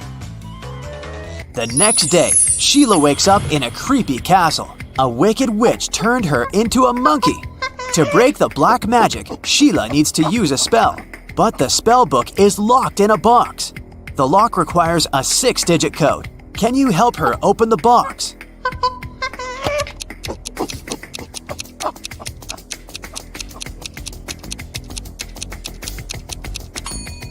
There are exactly 6 candles on the shelf above the box. It's a hint. Each candle has a particular number of dots, so the code is 24361. There are 4 big houses in Sheila's neighborhood. All 4 are standing in one row, and they have different colors: red, green, white, and blue. Mrs. Jones's house is somewhere to the left of the green house. The third house in the row is white. Mrs. Snake owns a red house, and Mrs. Crystal doesn't live at either end of the row, but she lives somewhere to the right of the blue house. Meanwhile, Mrs. Dillon lives in the 4th house.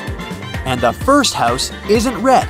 Can you decide who lives where and what the color of each person's house is?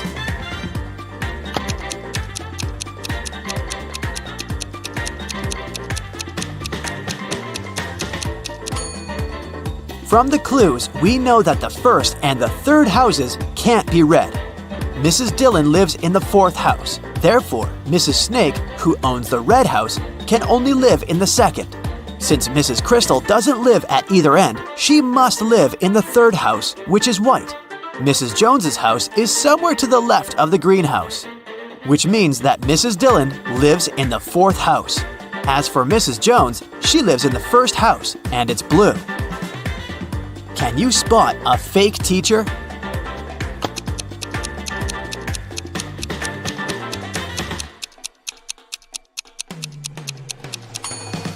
The guy on the left isn't a real teacher, he's an actor.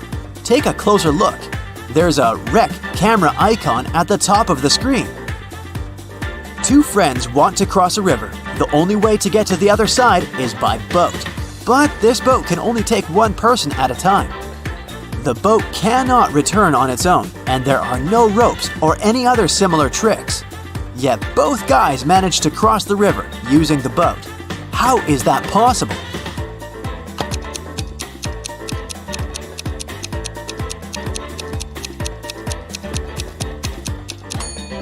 The guys started on the opposite banks of the river.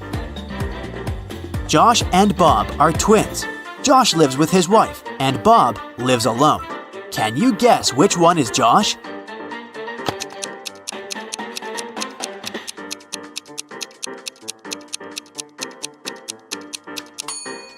It's the first guy. He has a pair of toothbrushes in his bathroom, while Bob only has one. A time traveler is attending this party. Can you spot this person?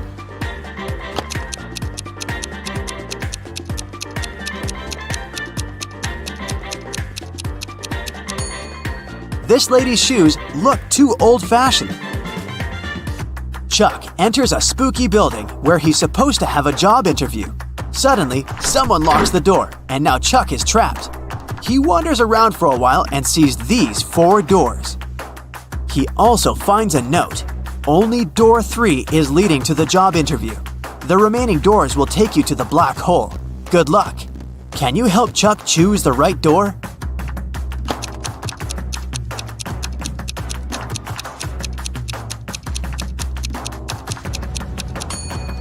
No need for luck, Chuck. The symbols on the door are actually numbers. So, Chuck should enter this door. I talk to you, you talk to me. Every day, you hold me. Yet, I can't smell you. What am I?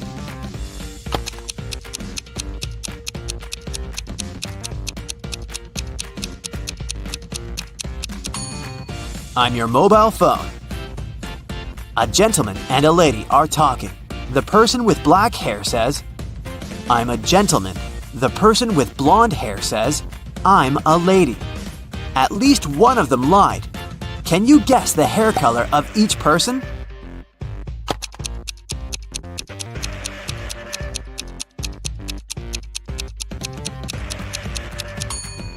If only one of them lied, they would both be gentlemen or both be ladies. Therefore, they both lied. It means that the lady has black hair and the gentleman is blonde. Can you spot what's wrong in this picture?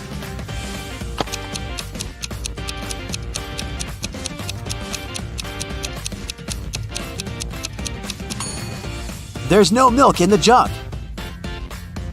Can you see anything odd in this picture?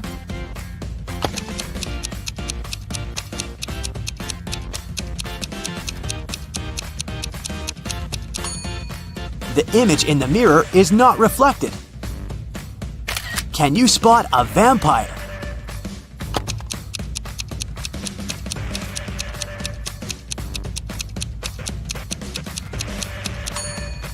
This guy over here. Fiona is a young witch. She finds these 4 portals in a haunted castle. Fiona chooses one of the portals and enters. You can hear city noises from the first portal. You can hear sea waves from the second portal. You can hear leaves rustling from the third portal. And bells are ringing from the 4th. Which portal did Fiona enter?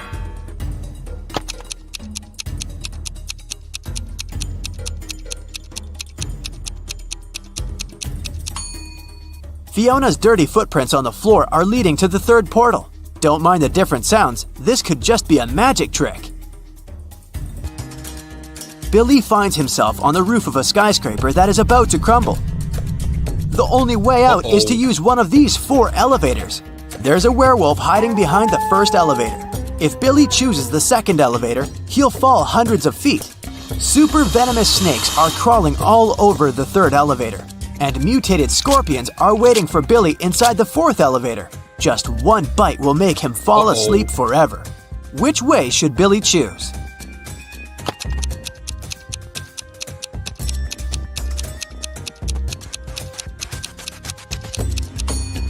The first one.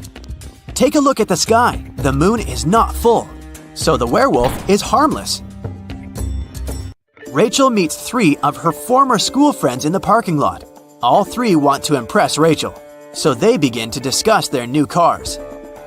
Melanie says, "I wanted my car to be one of a kind, so I bought this one." Peter says, "Since I'm a beginner, I purchased the cheapest used car."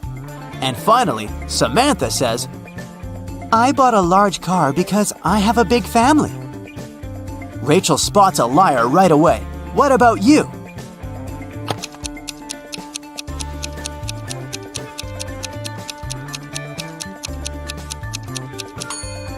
It's Samantha. Her car key doesn't match the logo on the car. Jake is a very rich guy. He lives in a mansion with a gardener, a cook, and a housemaid. One day he goes on a business trip and returns 2 days later. Oh no! Someone put a huge coffee stain on his exclusive white sofa. Jake gets furious and interrogates his staff. The housemaid says, "Yesterday I had a day off, so I spent it outside the mansion. As for today, I cleaned the living room first, and then I focused on the bathrooms, and the sofa was fine." The gardener says, Yesterday, new plants were delivered. I was very busy planting 6 palm trees in front of the house, so I didn't have the chance to chill indoors. and the cook says, "I was trying new recipes in the kitchen and filming vlogs for my subscribers. I never hang out in your living room, sir." Who's lying?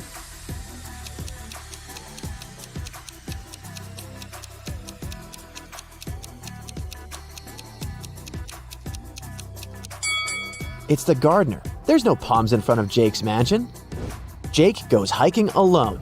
He's in the middle of a dark forest. Suddenly, a witch appears in front of him. She casts a spell and teleports Jake to her cabin. The witch offers him a deal. The only chance to escape is to drink one of my 3 potions.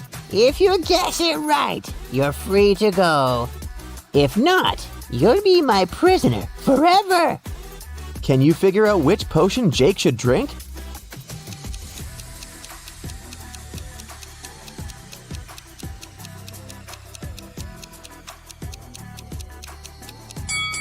Take a closer look at the emojis that imply the potion ingredients. If we write out the first letters of each ingredient, we'll get sleep, escape, and blind. So, Jake should pick the second potion. Jake drinks the potion and teleports to a desert island. There's only 1 coconut tree and 1 banana tree, but Jake can only eat from one of them. Which tree should he choose?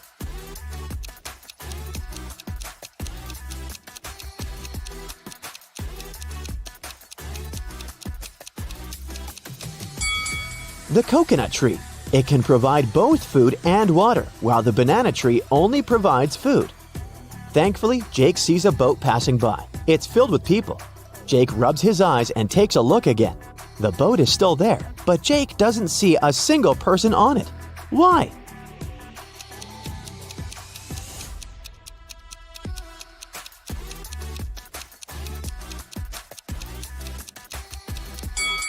Because all the people are married.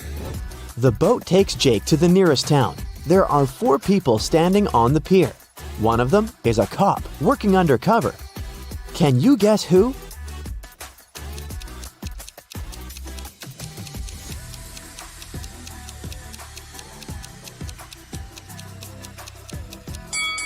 It's this guy in a sports suit. There are cuffs sticking out of his pocket. Jake is walking down a black street. He's wearing all black. Black shoes, socks, trousers, coat, gloves, and balaclava. All the street lamps are off. A black car is coming towards Jake, and its headlights are turned off. How did the driver see Jake?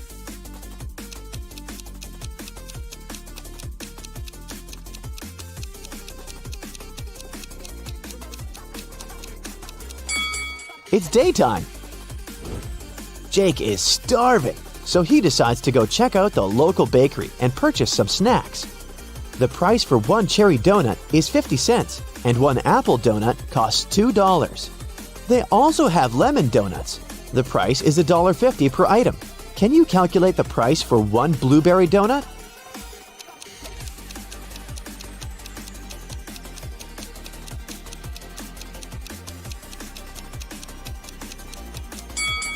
To solve this mystery, we should remember the color sequence in the rainbow. The price increases by 50 cents from red to purple. So the price for one purple donut is $3.50. Jake's mother wants him to get married as soon as possible. That's why she arranges a blind date for him. The lady's name is Karen. Today, they're meeting for lunch.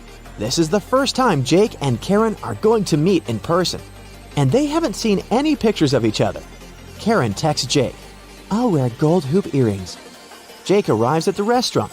There are 3 ladies. All of them are wearing gold hoops. Can you help Jake find his Karen?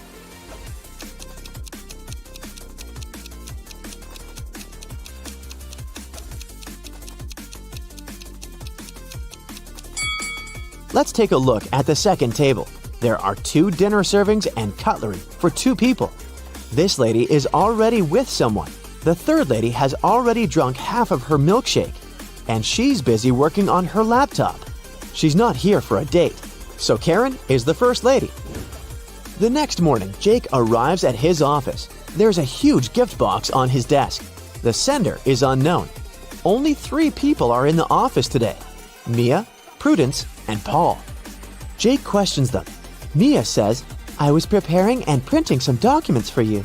We have a great business deal to sign." Paul says, "My alarm didn't work today. I overslept and just arrived. I don't know who brought the gift." And Prudence says, "I don't know who did it. I was trying to fix the printer, but it won't work. Someone broke it yesterday." Who's lying?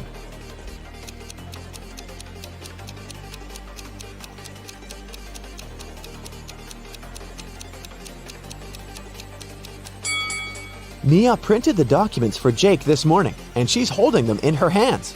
Therefore, Prudence is lying. Jake takes 2 pictures of his office room. Take your time and try to spot 10 differences between them.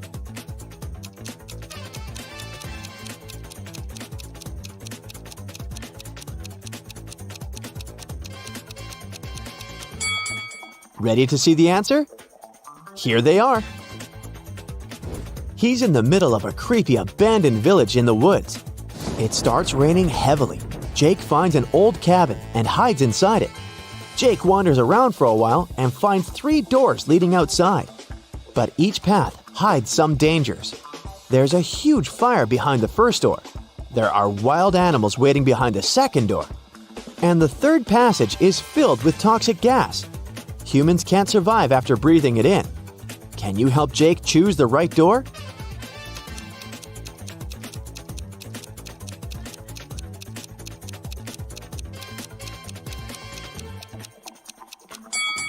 The first one. It's been raining heavily in the woods, and the door's leading outside the house, so the fire was gone a long time ago. Jake checks the maps.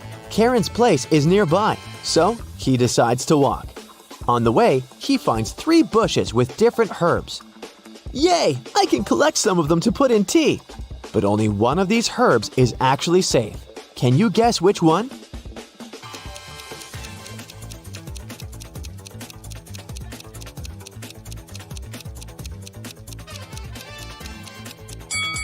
The first herb caused a rash on Jake's hand, and the third one looks pretty stinky.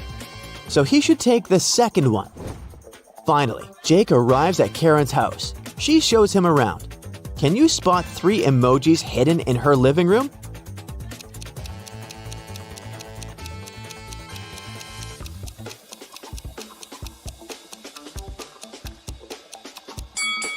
Here they are.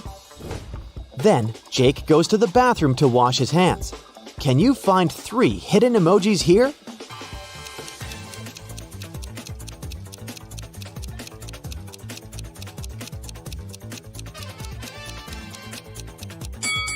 Hello! And finally, Jake lands in the kitchen. There are 3 emojis here. Can you see them?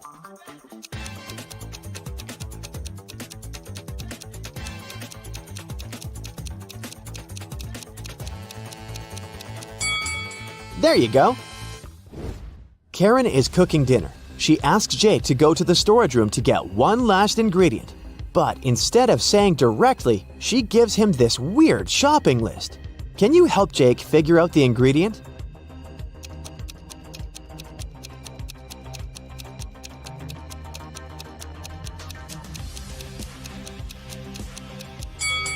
The number implies the letter we should pick out of each word. The encrypted word is pepper. And now let's take a look at the color of the note. It's written with a red marker. Therefore, Jake needs to get a red pepper. Karen picks some flowers in her garden and puts them in a vase on her table. Can you find the correct shadow?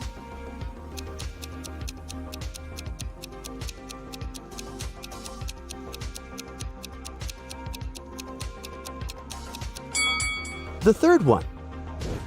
What about this necklace? Can you spot the correct shadow?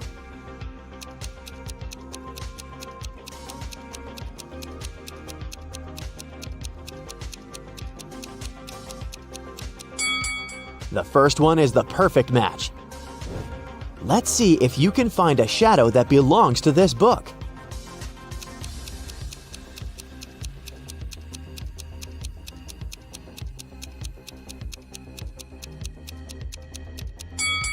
The fourth option is correct.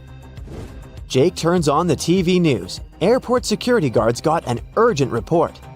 One of the passengers came back to the country with a stolen ancient treasure from Paris. The guards initiated a check. The mysterious passenger blended into the crowd, but they managed to find 4 suspects. Jake spots the thief right away. What about you?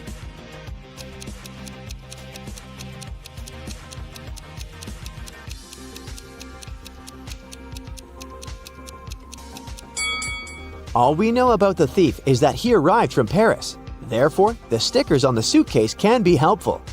Several guys have stickers with Paris, but take a look at this guy's suitcase. The Parisian sticker is on top of the others, so he's the thief. Sarah was a famous guitar player in a popular rock band.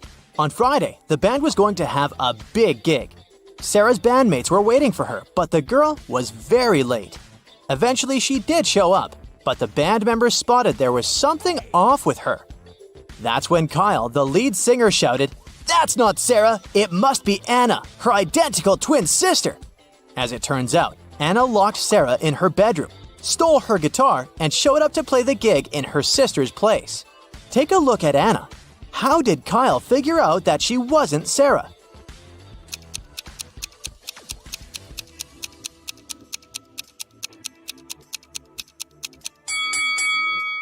Look at Anna's fingernails. They're huge. As a guitar player, Sarah always kept her nails pretty short. That's a common practice, you know, in order to play better. A man came to the local farmer's market to sell watermelons. After he sold half of the watermelons and half of another watermelon, he saw he had 1 watermelon left. How can you tell how many watermelons he took to the farmer's market in the first place?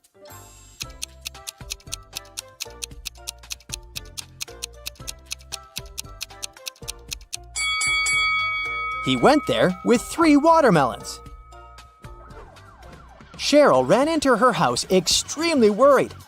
"I set off as soon as I heard the news," she told a police officer. "I was at my parents' house in another town. What happened to my husband?" Well, The police said. somebody hurt Mr. Brown and he ended up in the hospital. He's going to be okay, but we still need to find out who did this to him.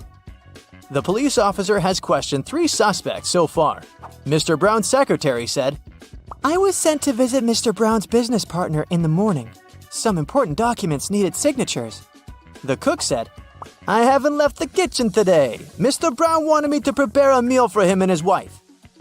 The housekeeper said, "I didn't hear anything. I was doing some household chores all day long. After that, I was so tired. I decided to take a nap." The police officer realized who the culprit was in no time. Can you figure out who did it?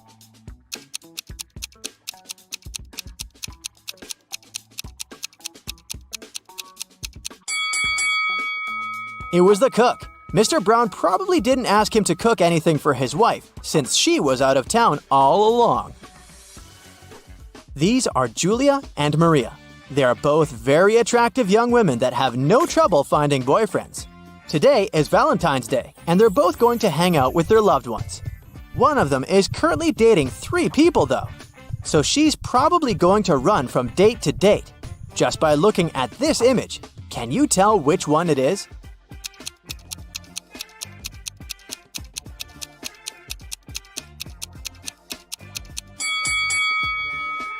It's Maria, the one on the left. If you look at her workstation, she's got 3 presents lined up, one for each person she's currently seeing. Olivia was running a marathon. Right before the finish line, she did her best and outran the person who was running in second place. The woman was happy and excited that she was gonna win, but in a few seconds, she got very disappointed. Why?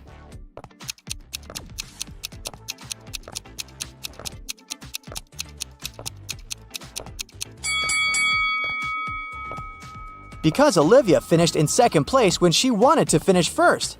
This is what happened. She was fast enough to outrun the person who was going to win second place, but she wasn't fast enough to outrun the person who finished first. But hey, it's a good result anyway. Amanda loves dogs very much. One day, she was on her usual runs through Central Park when she saw an adorable corgi. The dog was friendly, and Amanda even pet the animal. Soon, the pooch's owner appeared and the girl asked him how old the dog was. Well, in 2 years, Luna will be twice as old as she was 5 years ago. Amanda nodded and continued her walk. Did you understand how old the dog was?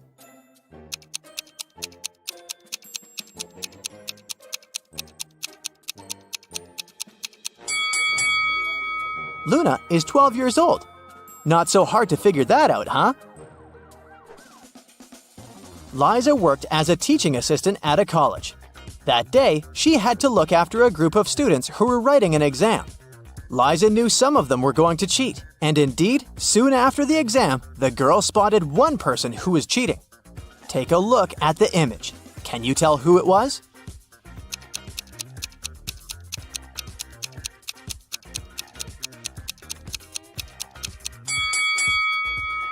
It's the guy in the back of the classroom. He's got the answers written on his arm. What an old-fashioned way to cheat. Hey! Jake wakes up locked up in a basement. He has no idea how it happened or who's behind this. Near his bed, he finds a note. The note said, 2 plus 2 equals fish. 3 plus 3 equals 8. 7 plus 7 equals triangle. Explain this and you'll be free. Can you help Jacob get out of the basement?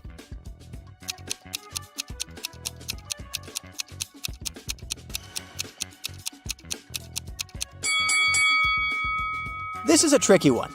What you need to do is overlay the numbers on top of each other, but you've got to flip the numbers in the second row backwards. This way, you'll get the image of a fish, of the number 8, and of a triangle. Yikes! There are 3 important rooms in the house. The first room is a library full of rare books. The second room stores piles of money and gold. And the third room has boxes full of expensive jewelry in it. In case of a fire emergency, which room should police officers try to extinguish the fire first?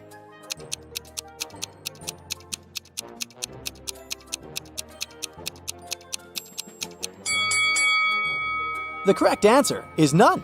Policemen don't fight fire, do they? That's the job of firefighters. Detective Hugh was called to arrest a notorious thief known by the name Pinkface. He was a master of disguise and magic tricks and had been on the run for years. But when Detective Hugh got a call with Pinkface's exact location, he hurried to the spot. He arrived and saw the thief trying to run away. The detective ran after him and saw him getting inside an old trash can.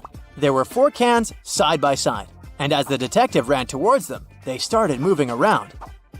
"Oh no!" the detective shouted. Can you guess which trash can Pinkface was hidden inside?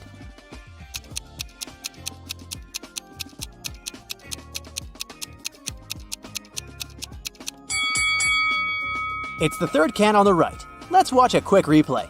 pink face got inside the first trash can, but when they got mingled up, it turned out to be the third one on the right. That was close. Monica had a hard time remembering what she needed to buy once she got to the supermarket, so she was trying a new technique.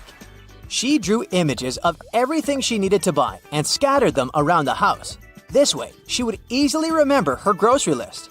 Take a look around Monica's living room and memorize all the scattered items in her house. Now, can you choose correctly everything she needed to buy from this image?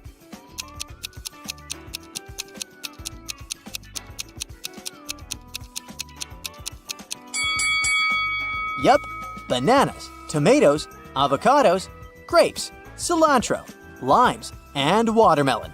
You got it! John was trekking in the woods when he found the entrance to a cave. He decided to explore inside, but after a few hours, he noticed he was lost. Suddenly, he found two possible exits, but each tunnel had a guard on the door. One of the guards told him that both of the tunnels led to traps. John asked the other guard if he could trust his information, and the guard said no. In that cave, only one guard told the truth, while the other always lied. To verify which guard was telling the truth, John decided to ask them both the same question. Which question did John ask the guards?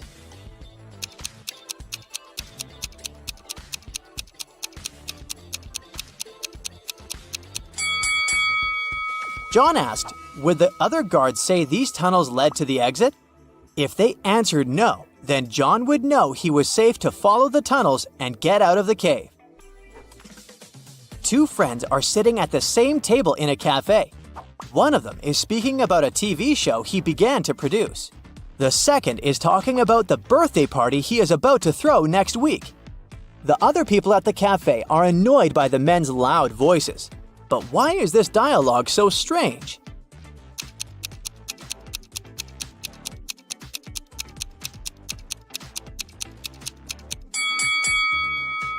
Well, these two guys aren't speaking to each other. They're talking on their phones through headphones. Hello there, Brightsiders. These riddles are gonna be a bit different than usual. No witches, detectives, or whatever. Let's go! Take a look at this pic. On the left, you've got a set of words. They're not linked to each other in any way. On the right, you've got a set of weirdly shaped geometrical objects. Your task is to match each word to the corresponding objects.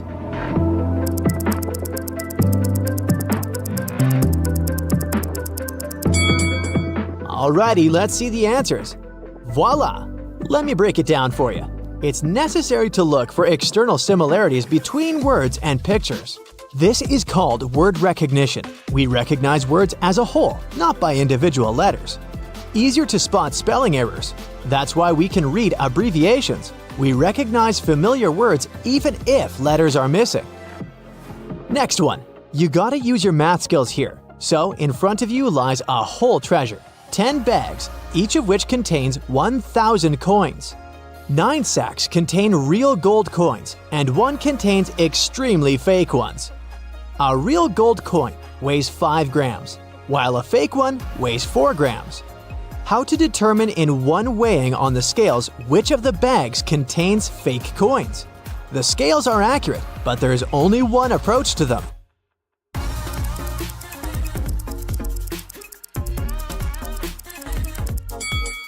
Here's the right approach. We take 1 coin from the first bag, 2 from the second, 3 from the third, and so on, up to 10 coins. Weigh these 55 coins. Gold coins could weigh 275 grams. If 1 gram is missing, then fake coins are in the first bag. If 2 grams are missing, then fake coins are in the second bag, and so on. It's curious that this task is easily scalable. The number of bags is not important. At least 3, at least 1,000, everything is solved by 1 weighing. This riddle got pretty viral on TikTok, but in case you missed it, you can try to solve it right now. He claims that according to the FBI, if you solve this riddle, you're smart enough to become a special agent. So, a man and a woman go out to dinner on their first date. The evening is very hot, and they bring water with ice. The woman is terribly thirsty and she drinks 3 glasses in one gulp. A man drinks 1 glass in small sips throughout the evening. Later, he writes to her that he suddenly became ill, weakness, dizziness, breathing problems. At midnight, he passes away. The police call the woman in for questioning and announce that there was poison in her glass and in the man's glass. It was poison, so why did the man get poisoned and the woman not?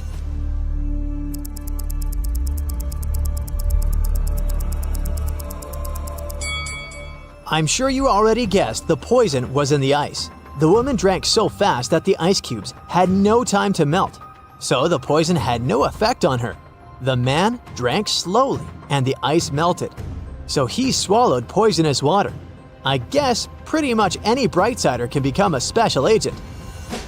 Now, look at this picture. Rachel called the police early in the morning. When they arrived, she told the officers her story. I work in a museum. Yesterday, I took home several ancient books. I wanted to do some research, but then a blackout happened. I lit a couple of candles and continued my work. Suddenly, I heard the doorbell ring. When I opened the door, someone in a black mask hit me on the head. When I recovered, the books were gone. Detective Anderson arrested the woman for misreporting. Why?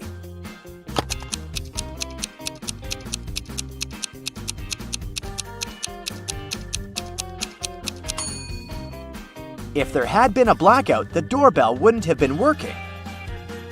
After a bank had been robbed, the police found a bag with money in the park. It was lying among cacti. The police officers arrested 3 suspects. It didn't take long to figure out who the bank robber was. Do you know who it is?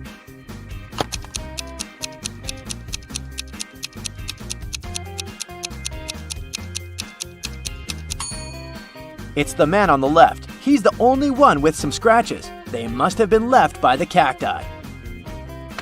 Detective Brown stopped a man leaving a clothing store. The sales assistant claims you've stolen some expensive gloves.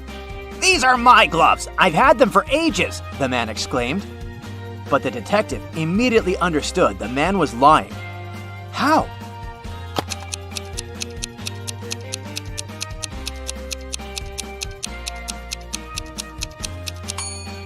The man wouldn't be able to use these gloves. They're both for the same hand. A family with 2 teenagers went on vacation to the seaside. They lived in a small bungalow, almost right on the beach. Everything was great at first, but 2 days after their arrival, their younger son went missing. The police had 4 suspects. They invited the guy's family to look at them. Maybe they could recognize someone.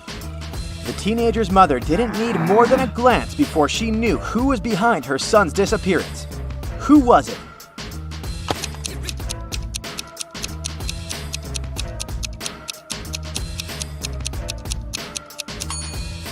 It's the man wearing the missing guy's baseball cap. Michael was going home from the gym when everything went black. When the guy came around, he found out that he was in a locked room. Next to the door, there was a computer with a keyboard. On the screen, there was a riddle. Michael had to type the correct answer and the door would open. The riddle went like this. It makes 2 people out of 1. What is it? Michael typed the correct word and the door opened. He was free to go. What was the answer?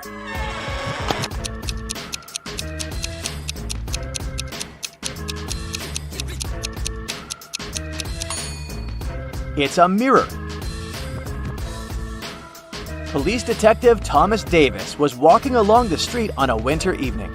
Suddenly, he saw a person in a black mask sneaking out of a house through the window. They were carrying 2 large bags. The detective realized it was a burglar. He ran after the stranger, but they turned the corner and disappeared. Thomas understood that the criminal had hidden in one of these houses, but which one?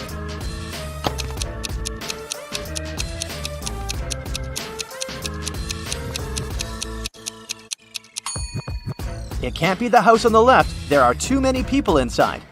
There are no footprints in the snow leading to the house on the right. It means no one has been there for quite some time, which leaves us with the house in the middle. Oliver was attacked in his apartment and taken to a hospital. The police had 4 suspects, all of them Oliver's neighbors. Amelia said she'd been walking in the park since early morning. Henry explained he'd been painting in his studio and had heard nothing. Jacob said he'd been repairing his car. Sophia answered she'd been taking a bath for the past 3 hours. Look at these people's hands and try to figure out who is lying.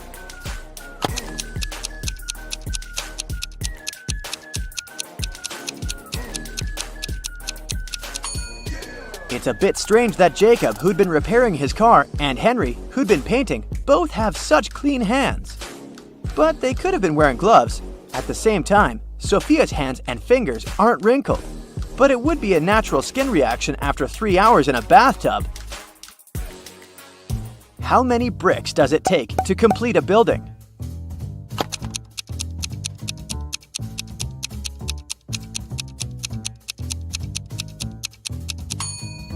Just one. It will be the last one. A man wanted to buy a used car. He found a nice one which cost $9,000. He bought it and didn't pay a dime for it. How come?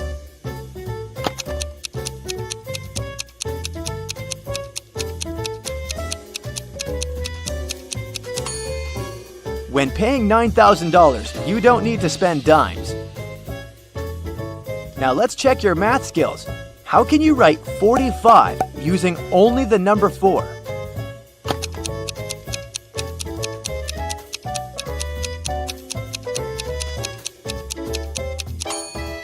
(44 plus 44 44ths). Nathan sneaked out of the house late in the evening to meet his girlfriend. The teenager thought he was extremely careful and quiet, but his whole family knew about his plan. They were aware that the guy would return at midnight. They decided to make a bet.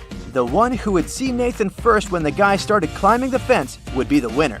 No chores for them for 1 week. Not to fall asleep, Nathan's dad switched on the TV.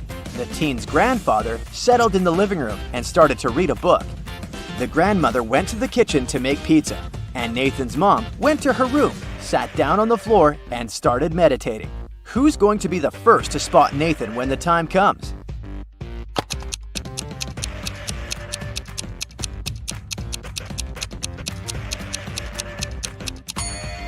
Nathan's mom. Her eyes will be used to the darkness, and she will see better than the others. The CEO of a large company called the police. He was sure that one of his employees, Victoria, had stolen a memory card with secret information. She was going to sell it to the competitors. The police arrived at Victoria's house, but the woman didn't let them in without a warrant. The officers had to leave to get all the necessary papers. When they came back, Victoria was already sitting in her car, ready to drive off. The police officers arrested the woman. They searched her car and clothes, but found nothing. And then, when they were about to give up, one of the detectives realized where Victoria kept the memory card. Can you figure it out?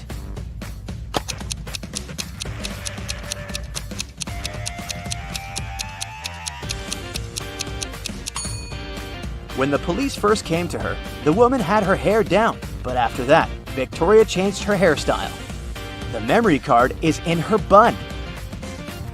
Martin was driving past a bus stop when he saw 3 people standing there. One of them was Monica, a woman he had a crush on. Martin also spotted Sam, his friend, and an elderly lady who looked like she was freezing. Unfortunately, Martin had a 2-seater car. What should he do?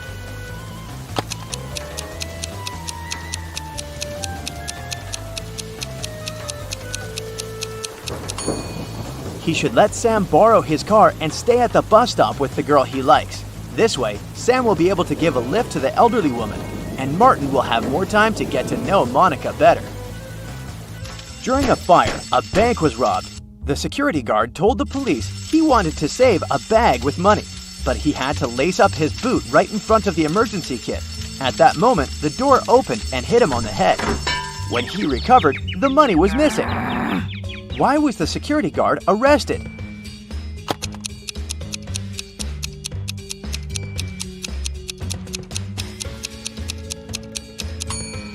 All emergency doors open outward. Detective Adams came to the park to have lunch in the sun, but his attention was drawn by 3 men running around a fountain. Each of them was shouting, "Thief! Catch the thief!" The detective was confused. Who was the real thief? That's why he just kept watching. After some time, the distance between the men shortened.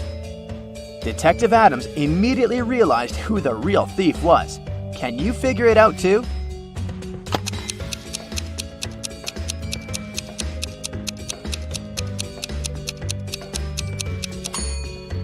If the third man was the thief, the second one would only have to turn around to catch him.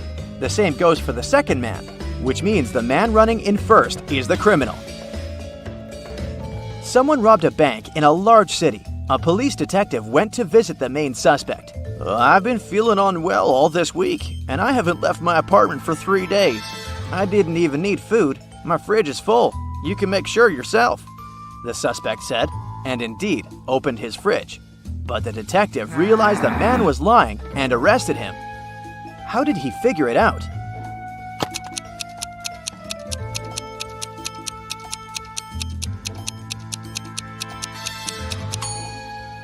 First of all, the bread on the table looks fresh. Plus, if the man had been staying inside for 3 days already, his fridge wouldn't be that full.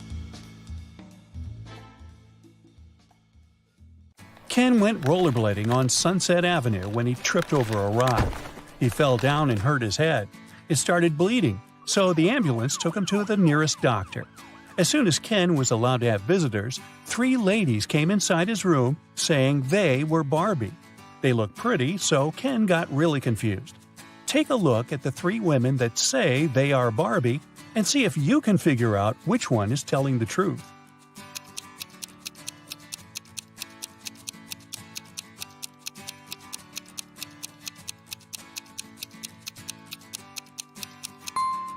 It's the woman on the right. Since Barbie is a doll, she can't change her expression. If you look attentively, you'll see that the first woman is blinking, and the second woman has a wink on her face. This leaves us with the last woman, which is the one and only Barbie. After getting out of the hospital, Barbie suggested that they go get ice cream. Ken said yes, so they went to their favorite place. Barbie ordered a blue ice cream, and Ken got a green one. When they were about to eat their desserts, a stranger came next to them and said one of the ice creams was poisoned. Take a look at the image. Can you tell which ice cream isn't safe to eat?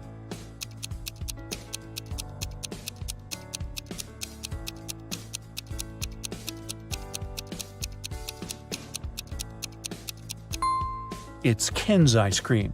Sure, it was originally green, but there's a strange smoke coming out of it. It's probably a reaction to the poison. Yikes! Sure looks like someone's after him, huh? One lovely morning, Barbie was driving to work when her sight suddenly went black. She woke up in an empty warehouse. There was nothing but 4 doors in front of her. She heard very loud noises, like there was a monster approaching. She felt like she needed to escape quickly, otherwise she would turn into the monster's dinner. The 4 doors had signs on them. The leftmost door had a sign saying, "Take the door on the right to break free." The sign on the second door said, "It's the right door." On the third door, it was written, "Freedom is just right in front of you." And the last door had a sign saying, "Don't trust the signs." Can you help Barbie? Which door should she choose?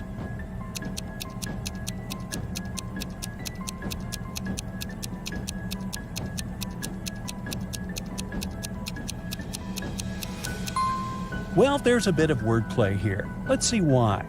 While the first door says to take the door on the right, the second one says it's the right door. It doesn't say if it's the correct door, but the right door as in the door on the right.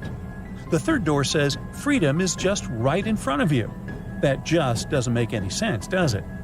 You can interpret that it's pointing to the door just on Barbie's right, and that is it. She should choose the last door. It says not to trust the other signs, but it doesn't say that they are false, does it?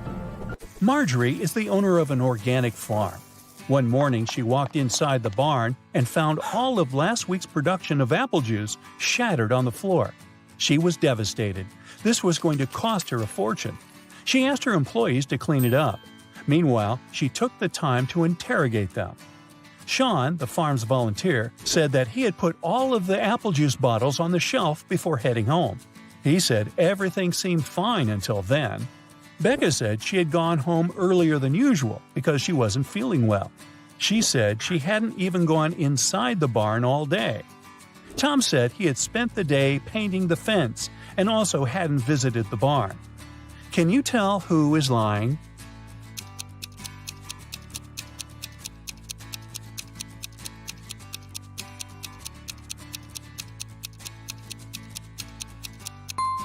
Tom is the one lying. Take a look at the fence behind them. It's definitely not painted. Linda was staying at a famous hotel where a lot of celebrities live. The glamorous building had 7 floors. 5 A-list celebrities were living on the ground floor, and 8 Hollywood stars were living on the first floor. On the second floor, there were 11 not-so-famous people. Each floor above those had 3 more celebrities living on it than the previous one. All of these people leave for work every day. Can you guess which floor calls the elevator the most?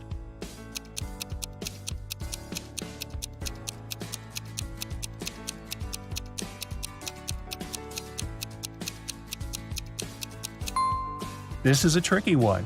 It's on the ground floor. Any person staying on a floor other than the ground floor would have to call the elevator to reach their respective floors. Brendan works in the same company as Mary. He's had a crush on her for months and has been trying to impress her in any way he can think of. That's why he decided to take part in the Brain Challenge, a contest his company organizes once a year. By saying yes, he had to answer a bunch of expert-level questions and solve some pretty difficult riddles. For the first round, he had to crack a rebus puzzle. Take a look at the piece of paper they gave him. Can you guess what the answer is?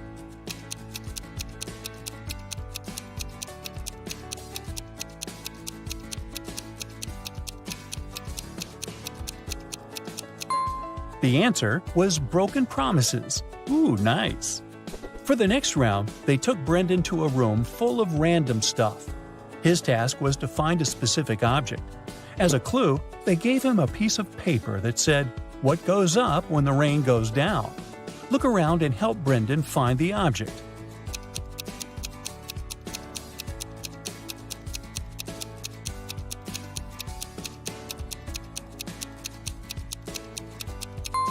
It was that red and white umbrella over there. That makes sense, huh? Then Brendan was taken into an empty room. The room's door was sealed with a letter combination lock. He looked around and found a slip of paper with the following written on it: P plus 3, N 1, B 1, N plus 4, S plus 1. Can you help him figure out the code word?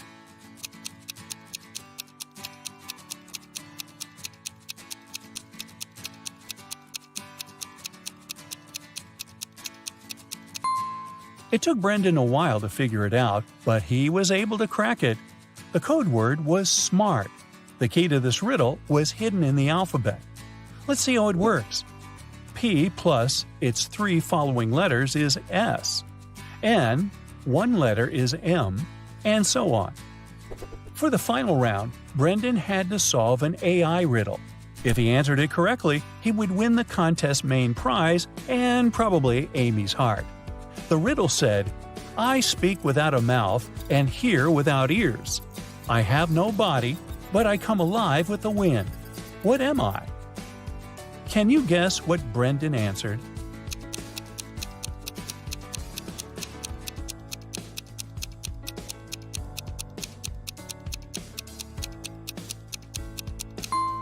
The correct answer is echo. Dave, a chief police officer, received a call late one night. Mrs. Brown, a famous chemist from UKC, went missing from her lab. Dave spent a few hours searching her lab and found a note with random numbers. It didn't look like a study she had been doing, so Dave guessed it must be a clue about where she was. The note read 26, 3, 58, 28, 27, 57, 16. Based on the note, Dave managed to find where Mrs. Brown was. He found the culprits, arrested them all, and freed the scientist. Can you guess what was written on the encrypted note and how he understood it?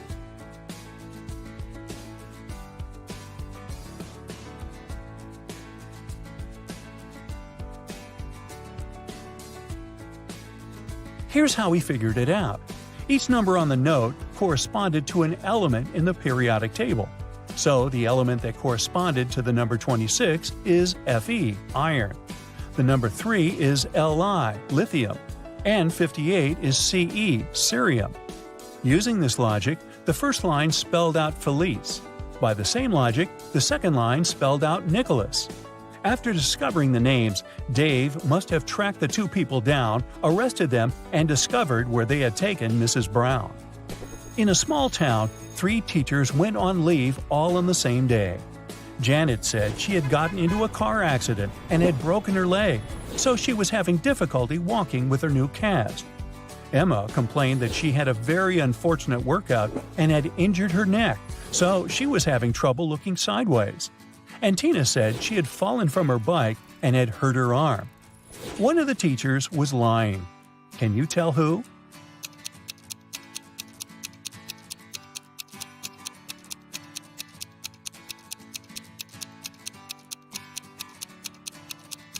It was Janet.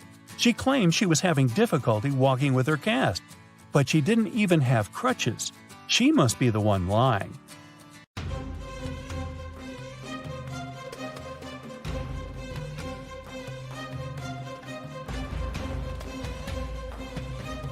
Yeah. Hey, my dear detective, I need your help today. Or rather, not me, but Gemma. She works as a manager at a large supermarket, and one morning, she receives a strange message. There's a thief among your customers. Beware. Oh, Gemma no. runs out of her office and sees 3 people who look suspicious. Can you help Gemma figure out who the real shoplifter is?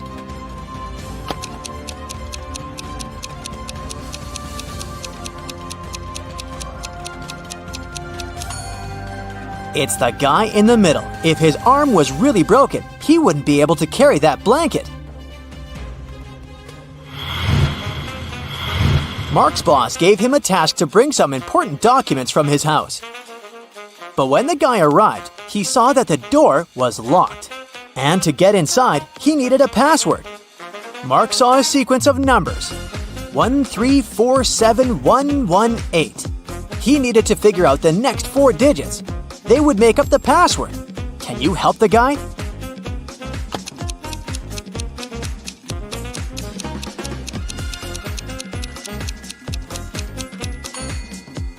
One and 3 together gives us 4, which is the next number. 3 and 4 are 7. Here it is. 4 plus 7 is 11. Then, 7 plus 11 is 18. So the next digits are 2 and 9. 29. Since that's what you get when you add 18 to 11. And 18 plus 29 is 47. So the password is 2947. Detective Lars was chasing a criminal who had robbed a jewelry store. But the criminal managed to hide in a women's clothing store and put on a female outfit. Can you help the officer find the thief among these ladies?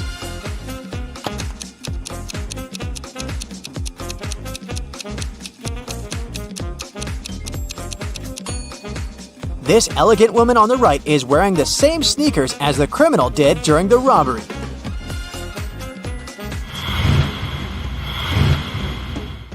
Lauren was an archaeologist exploring ancient pyramids. Once she got lost and found herself locked in a tiny room. The worst thing was that as soon as she got into the room, the door she had entered through got blocked by a rock slide. No one knew where Lauren was. She had to get out of there on her own. The woman saw another door, but it was locked. To open it, she had to solve a riddle and enter the correct 4-digit code. Can you help Lauren figure out the code?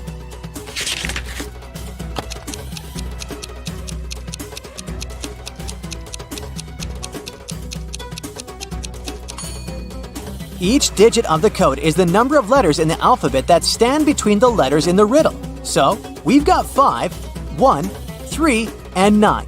That's the code Lauren needs to enter.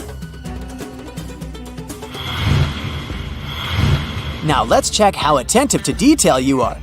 How does this colorful cube look from above?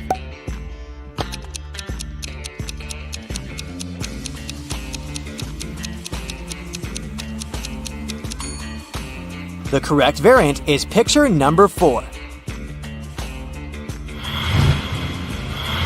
The next task, try to find all the differences between these two pictures.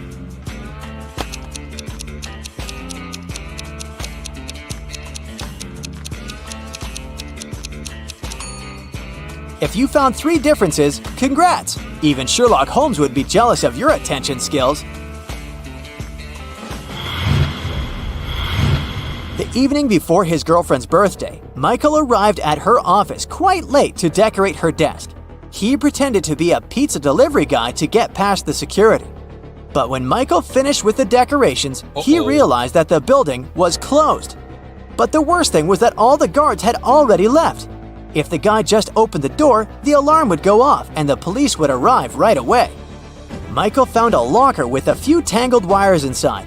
One of them turned off the alarm, another was responsible for fire detectors, and the last one turned the cameras off.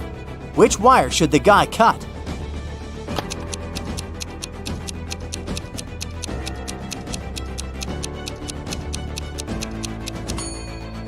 The green one. It'll turn the alarm off. Don't let this riddle baffle you. It's not as difficult as it may seem at first. Take your time, write down some notes, and you'll crack it in no time. Yeah. A small town is visited by an ice cream truck every day. On Friday, the truck comes as usual. 5 children, one from each of the first 5 houses on the street, buy different kinds of ice cream. Each of the treats has a different flavor and a completely different topping. Listen attentively to the details and try to figure out which child lives in which house and brought which ice cream flavor with which topping. Jim lives between the child who got raspberry topping and the child who bought mango ice cream. Joyce, whose house has an even number, chose cherry topping. Nancy does not live next to Joyce. Black currant ice cream had no topping. The child who lives in house number 2 bought butterscotch ice cream. The child from house number 3 did not get chocolate ice cream. Mike had banana ice cream, but he doesn't like banana cherry topping. The child who had cashew topping lives in house number 5. Dustin does not live in house number 4. Keep in mind that the odd number houses and the even numbered houses are located on opposite sides of the street.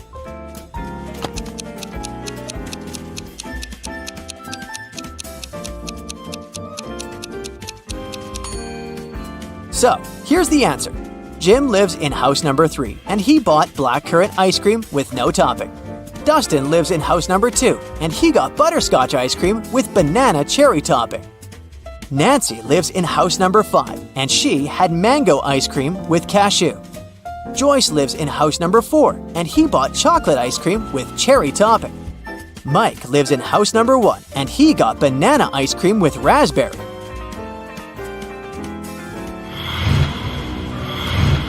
A long time ago, a king ruled the great kingdom of Trojan House. As part of the renovation of the kingdom to meet new security needs, he asked his chief architect to create a new construction plan. The king's idea was that all of his 10 castles should be connected with 5 straight walls, and each wall must connect 4 castles together.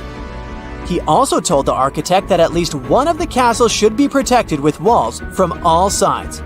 The architect could not come up with any solution, but he suggested the best plan he could think of. Here it is. Can you find a better solution?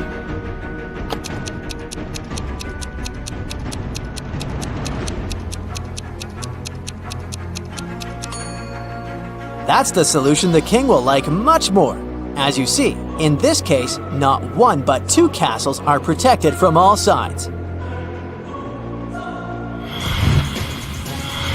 12-year-old Adam knew his older brother Philip, who was 20 years old, got some money for his birthday. But however hard Adam tried, he couldn't find it. One day when Philip was away, the boy sneaked into his brother's room. There was no money, but Adam found a map. His brother had hidden his cash in the garden. Adam followed the instructions to a T. 10 steps to the left, 15 to the right, then 8 straight ahead. It must be here. The boy started to dig. He wasted 2 hours and still found nothing. Did Philip trick his brother?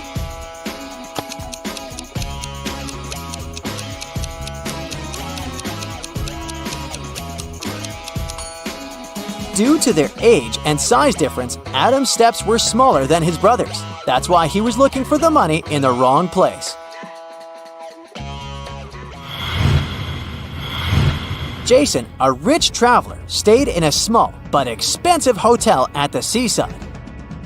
During a severe storm with gale-force winds, there was a blackout.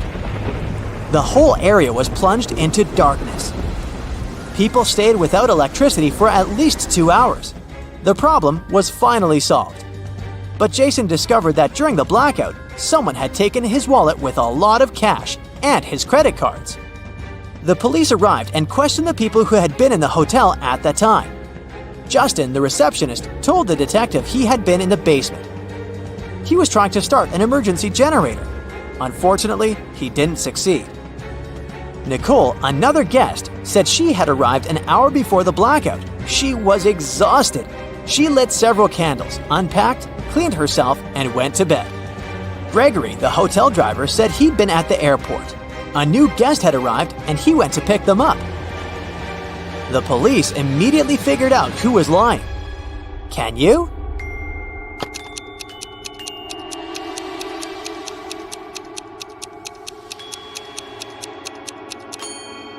The blackout was caused by a bad storm, and planes don't fly in such windy conditions. Then how could someone arrive by airplane? Gregory lied. Look at this picture attentively and try to figure out what's wrong here.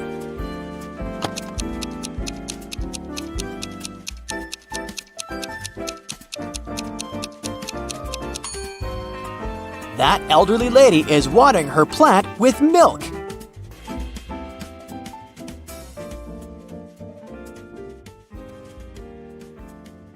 Julie worked in a Prada store in New York. Everything there was expensive, and most clients paid by credit card. But one day, she got a client who got a purse, a wallet, and a dress. All that cost her $3,990. But the woman decided to pay in cash. Julie refused to sell the items to the client and called the police. Why?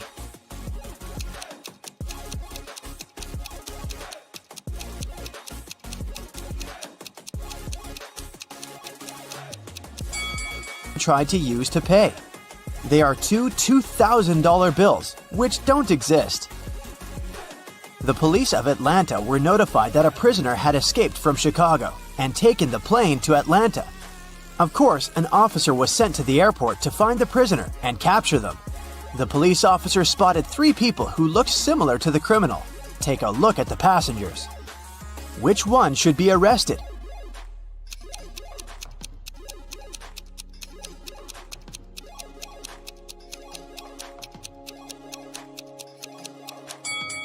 The prisoner must be this guy. He's the only one who doesn't have any luggage with him. Probably because he was running away and had none. In a small town, a grand robbery happened. Someone robbed a jewelry store in the local mall. At 6:03 p.m., the lights in the whole mall went off for 8 minutes. When the lights came back on, the most expensive jewelry pieces were missing from the shelves. The police interrogated 3 main suspects. Jack said, I was picking out a present for my son in an electronics store when the lights went off. I was so confused as anyone else. Fred said, I wasn't even in the mall at the time. I have no idea what you're talking about. and Stacy said, I was in the bathroom fixing my makeup. I didn't even notice the lights went out. Who is the main suspect?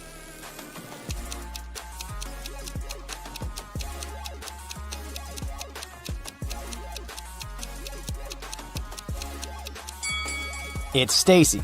She said that she hadn't noticed that the light had gone out, but they went off everywhere, including the bathrooms. She would have noticed it, so she's lying.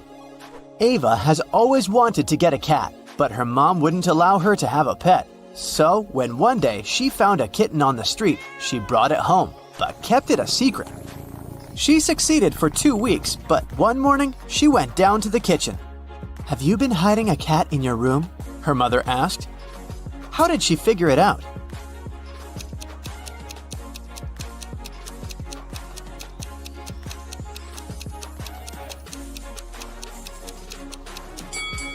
Ava is wearing shorts, Her legs are all scratched, and these scratches are what gave her away.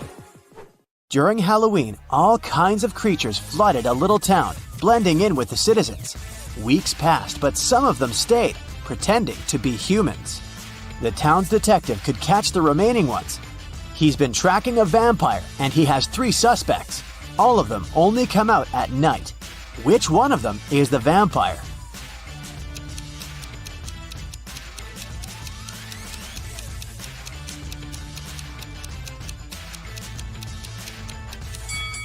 This guy is pale, but it doesn't necessarily mean that he's a vampire. This guy is wearing a silver chain, so he can't be one. But this guy doesn't have a reflection. This is definitely not a human. Ned works in a club, and his job is to check people's ID cards and not let inside any suspicious people or people below the age of 21. Take a look at these 3 ID cards and figure out who isn't supposed to enter the club. Okay, here's the first guest for you. What can you say about this man?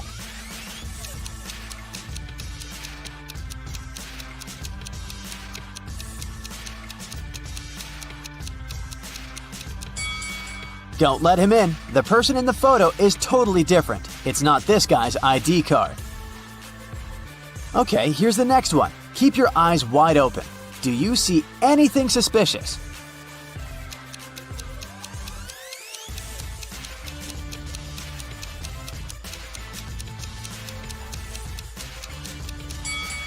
She seems fine. Let her in.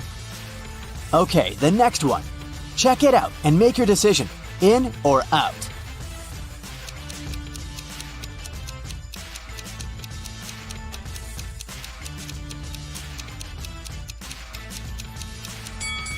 Las Vegas is written with a W. It's a typo, which is unacceptable for official documents. This ID must be fake. Here's the next guest for you to examine. What's your verdict? Will you let her in?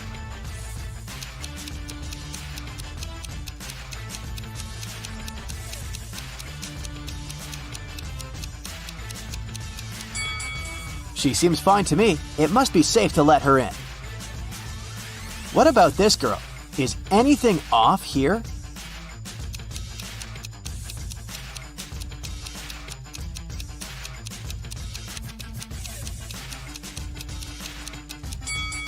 She seems fine to me too.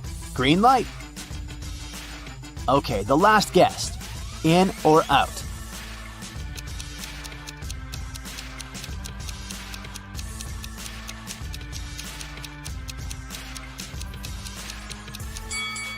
Look, the woman in the photo has a brown right eye and a green left eye. The real woman has a brown left eye and a green right eye. This is too suspicious. I wouldn't let her in. Amelia is a huge modern art enthusiast, and she wants to take her siblings to a new exhibition. A ticket for one person costs $18. A ticket for 2 costs $30. And a ticket for 3 costs $45. If she wants to pay as little as possible, should she invite her 2 siblings at once or go with each of them separately?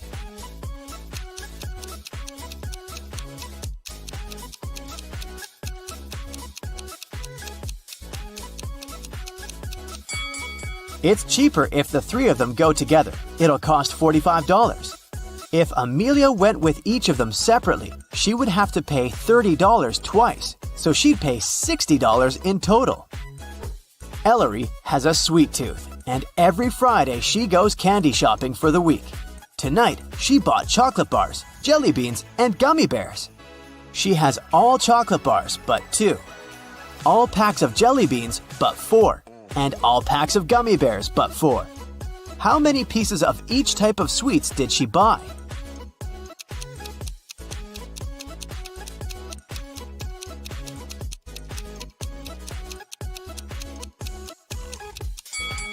Chocolate bars are all but 2, which means that there are 2 packs of jelly beans and gummy bears together.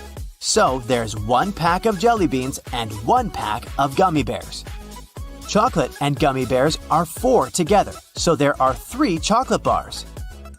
Ailu is a fairy living in her magical forest. Every day, she takes the same route for a morning flight to the lake. One Friday, she was flying to the lake when she met some other creatures moving towards her. There were 2 elves, 3 fairies, and a gnome. How many creatures were going to the lake that Friday morning?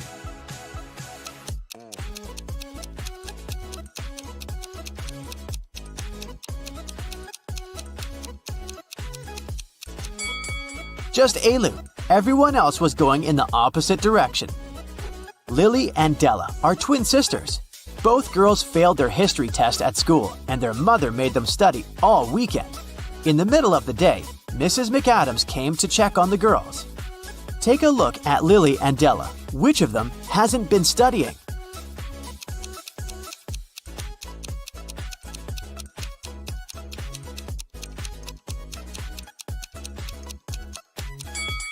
Della, the book she's reading isn't a history book, it's physics.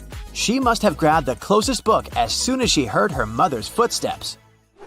A rich lady was booking into one of the best hotels in the city. When she got her key, she noticed that her bags had been stolen. The police interrogated 3 main suspects. Mr. Collins said, "I wouldn't steal anything. I'm rich. I live in the penthouse on the 20th floor." Mrs. Jones said, "I've just returned to the hotel. I've been out all day." And Mrs. Smith said, "I wouldn't steal anything. I have too much stuff myself."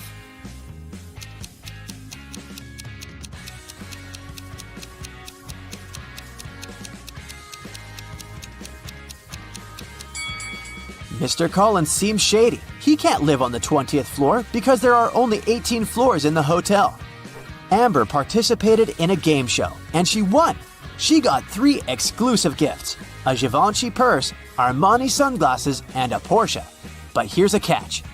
She is to pick her presents herself by choosing between the original and a replica. You need to help her pick the correct prize. Here are 2 Givenchy purses. One of them is the original, and the other is a replica. Which one should Amber choose?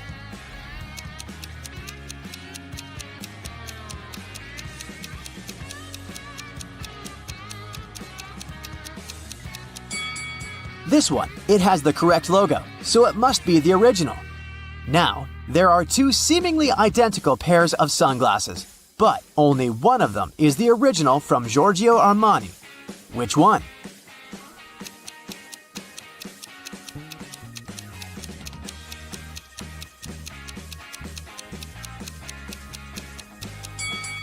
This one, with the correct logo. And finally, the Porsche. Let's see if you remember their logo.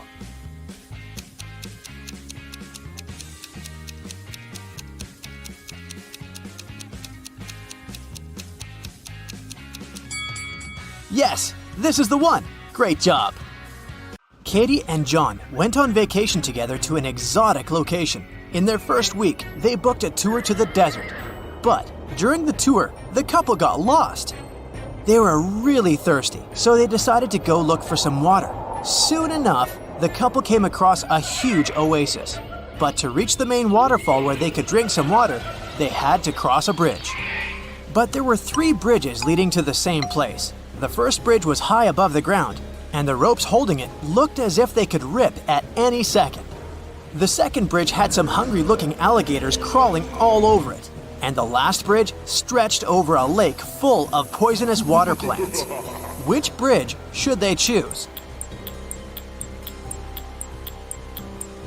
The last one. The bridge stands high above the lake. Katie and Jake won't have to touch the water and the plants when crossing it. Luckily, they had radios with them, so they sent an SOS signal to their guide. The guide told them to sit tight. He promised the guys that a rescue team would be shortly on its way to help them. In a few hours, 3 rescue teams reached Katie and John. The guys got suspicious and asked the members of the team who had sent them. The first team said that they'd heard on the radio that a couple had gotten lost in the desert and had come to help them. The members of the second team explained that the hotel the guys were staying at had called the police for help. The last team said they'd received a radio signal saying the couple had been in distress. They immediately came to the rescue. Which team should the couple trust?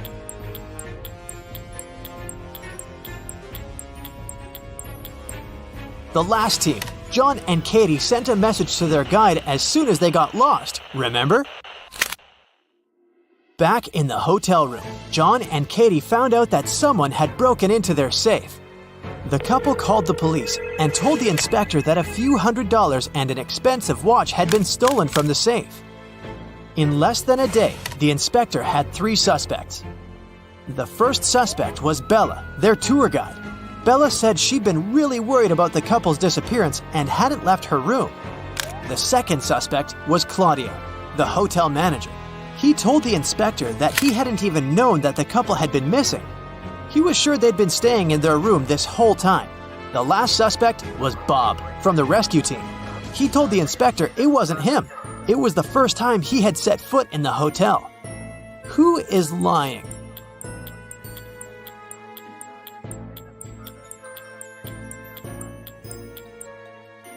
Claudio. Look at his wrist. He's wearing a very expensive watch that looks exactly like the watch that was stolen. Plus, look at his pocket. He didn't do a good job at hiding the stash of money he'd stolen. After the crime was solved, John and Katie decided it was time to head home. As soon as they arrived at their house, they tried to open the new suitcase they had bought during the trip. They tried several number combinations but couldn't figure out the code. Luckily, Katie remembered she had saved a note on her cell phone. This was the tip she wrote down. 682. One digit is right and in its place. 614. One digit is right, but in the wrong place. 206. 2 digits are right, but both are in the wrong place. 768. All digits are wrong. 380. One digit is right, but in the wrong place. Can you figure out what the 3-digit code to open their suitcase is?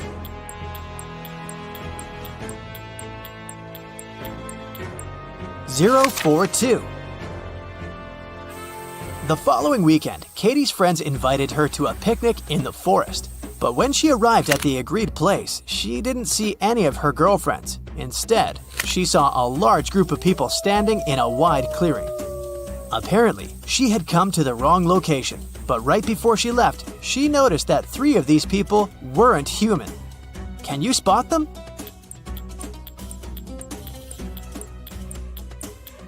Look at the way that girl over there blinks. This doesn't look normal, does it? And look at that granny's cane. It's part of her body, not a separate object. And that guy is charging his phone using a cable connected to his leg. Yikes! On a rainy Saturday night, John and Katie decided to stay in, order pizza, and watch the Riddle channel on TV. On the screen, there were 2 women. The first one was stuck inside a cage hanging above the ocean, filled with sharks. The other woman was tied with a rope, hanging over a lake with piranhas. Both ropes were about to break. Who has the best chance of surviving?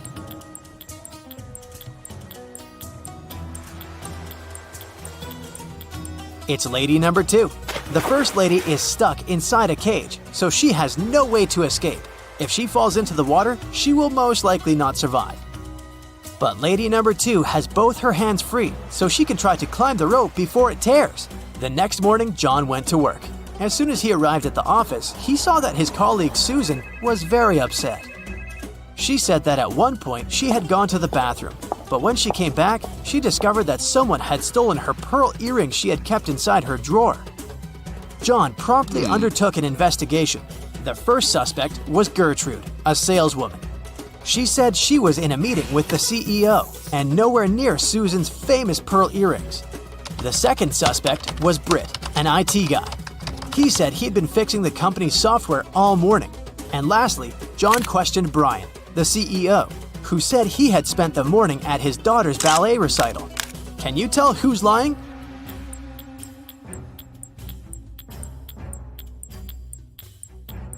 It was Gertrude.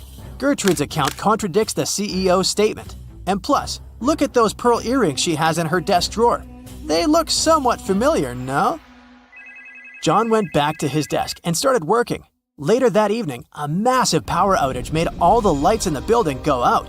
John heard footsteps approaching him. The next thing he knew, he felt dizzy. He passed out and woke up in a tiny room with a metal door. John tried to open the door, but it was locked. He noticed that next to the door, there was a little device with a red sign that asked for a password. Below the device, there was a piece of paper with the following hint: 1, 2, 3, 4, 5, 6, 7, 8. John read the note aloud several times before he finally figured out what the password was. Can you guess what password he typed?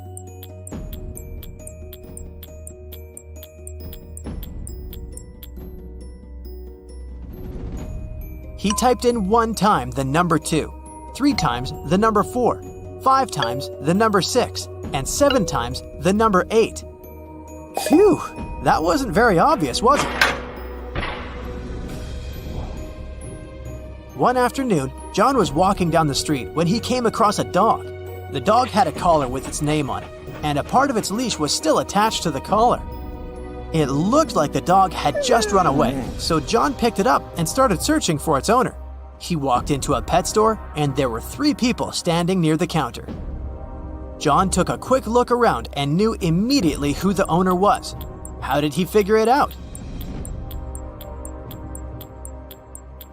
Look at the guy in the middle. A ripped leash is hanging out of his pocket. He must be the dog's owner. On a beautiful morning, Katie and her friend went on a hike. At some point, they saw a river they needed to cross. Both of them needed to get to the other side. However, the boat could only make one trip back and forth and take one of them at a time. Still, both of them managed to get across the river. How?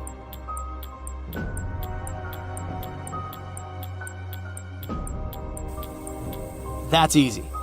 They both went on a hike on the same day, but they weren't together, so they arrived at the river at the same time. But they were on the opposite banks, and after Katie arrived at the other side of the river, her friend managed to get to the opposite bank too. Every morning, Jolene visits Laura's bakery. Today, she stands before the display, pondering over a cupcake, a chocolate croissant, and a gingerbread cookie. Can you tell what she's going to pick?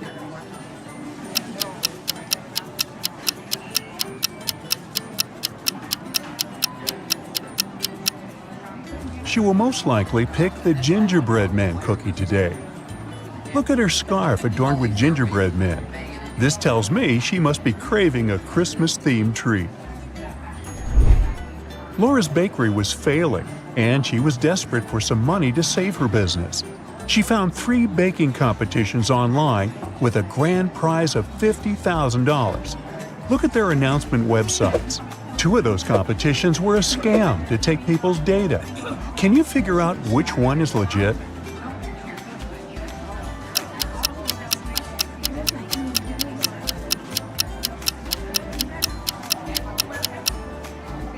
The website for the Golden Whisk competition is full of spelling errors, such as these ones here and here. And the contact information section is conspicuously missing, which raises some red flags. The website for the Great Bakers Challenge asks for a social security number and bank details here, which is unusual for a baking competition. The Star Baker Showdown, on the other hand, has past winners, rules, and contact information pages on the right side of their website, which makes it seem professional and legit. So she should apply for that one. Laura received a letter from the competition jury. It stated that her application was accepted to move to the second stage of the contestant selection. To successfully complete that, she needed to answer this riddle. In a baker's window, I often lie. Golden and sweet, a feast for the eye. Filled with fruit or sometimes cream. Guess my name, a pastry dream. Can you help Laura?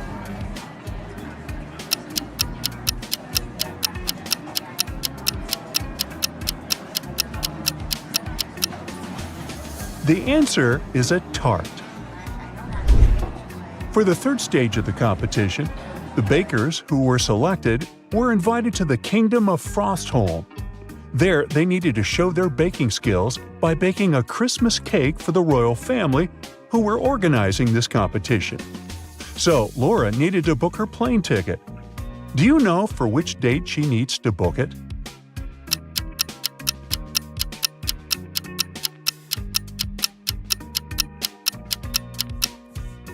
Remember the letter she got?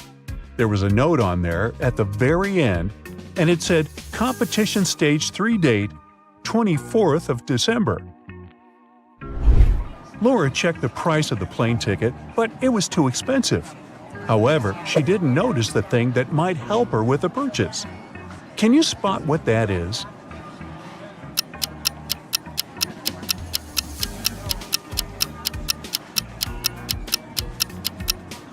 Look at the info bar right at the end of the airline's website. There's a sliding notification that says, "Click here to answer our riddle and get a discount." Once Laura clicked the link, this riddle appeared on her computer screen. I'm a guide without a voice that gives you the whole world in your pocket or bag. What am I?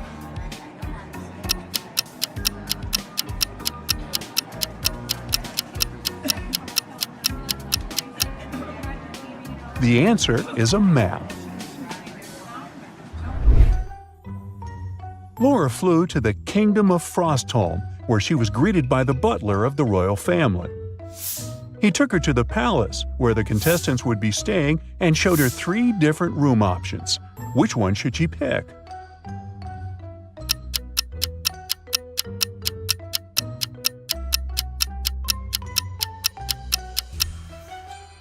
Do you see the hidden camera behind the TV inside the first room?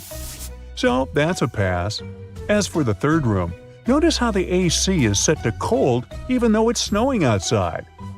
No to that. So she should pick the second room. The palace employees had arranged a palace tour for the contestants to get them to relax a bit before the big day. During the tour, however, Laura noticed 3 strange things within the palace walls. Peek inside the throne room. Can you spot what's weird here?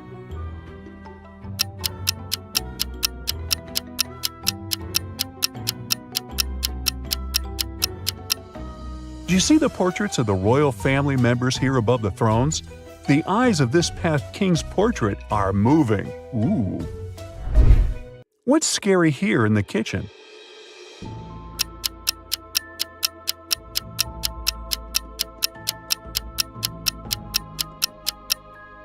Take a gander at the chandelier. It's made of kitchen knives. And lastly, can you see what's creepy here in the ballroom?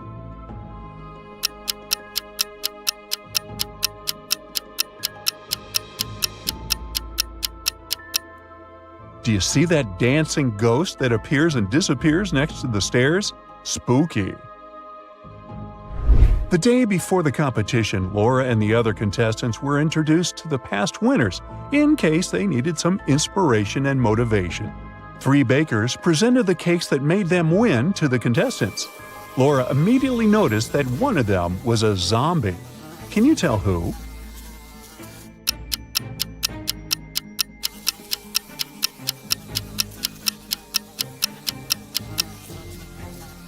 The second baker is surrounded by flies, but that just means she's a messy person, not a zombie. How did she even win? The third baker's cheeks have green spots on them, but that's just from the icing she used while making her cake. So the first baker is the zombie. Imagine the lollipop she decorated her cake with. One of them is an eyeball. Well, it was finally the big day. All the contestants were going to bake a pie, but they were told to choose what kind. There were 3 judges, and as they introduced themselves, they told the contestants what kind of pie their favorite was. Judge 1 expressed his love for chocolate pies. Judge 2 announced berry pie was his favorite. And Judge 3 said he was fond of pecan pies. However, Laura could tell one of them was lying. Can you tell who?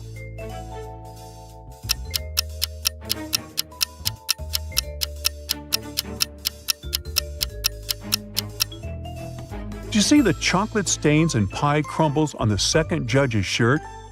That can only mean he's been enjoying a slice of chocolate pie before arriving at the competition venue. So he must prefer them to berry pies, despite what he said. It was decided Laura was going to bake a chocolate pie, and she was going to use her grandmother's secret recipe. In fact, her grandmother had written 2 of the ingredients in code so no one could steal her recipe. Let's look at them. Can you tell what these are?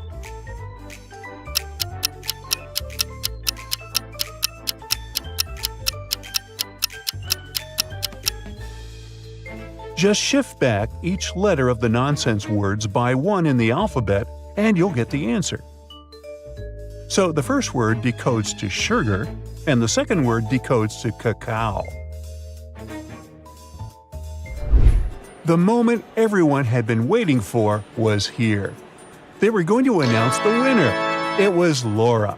However, before she could claim her prize, the head judge presented her with one last challenge, a riddle to truly prove her baking wisdom.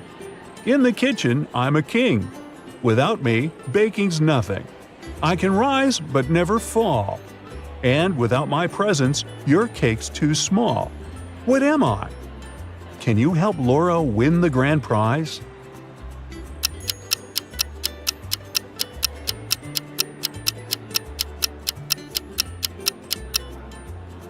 The correct answer is yeast. Now, before Laura flew back home, she wanted to explore the Christmas market of the kingdom. As she was waiting in line to get hot chocolate, a guy came up to her and congratulated her on her win. She could immediately tell who he was. Can you?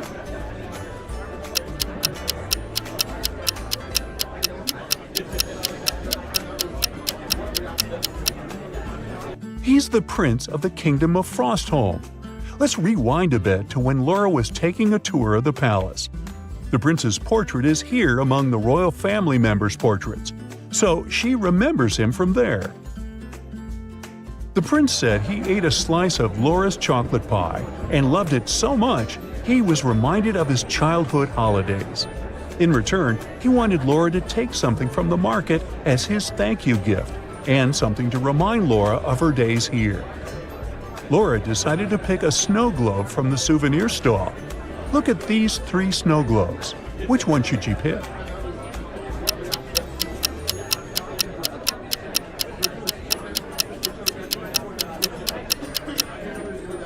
Do you see that the first snow globe is cracked at the back and slowly leaking liquid? That wouldn't stand the journey back. And the ballerina inside the second snow globe is blinking. Must be some kind of a haunted item. So she should pick the third snow globe. At the airport departure gate, Laura was stopped by security because the scanner bleeped every time she passed it. What could be causing that?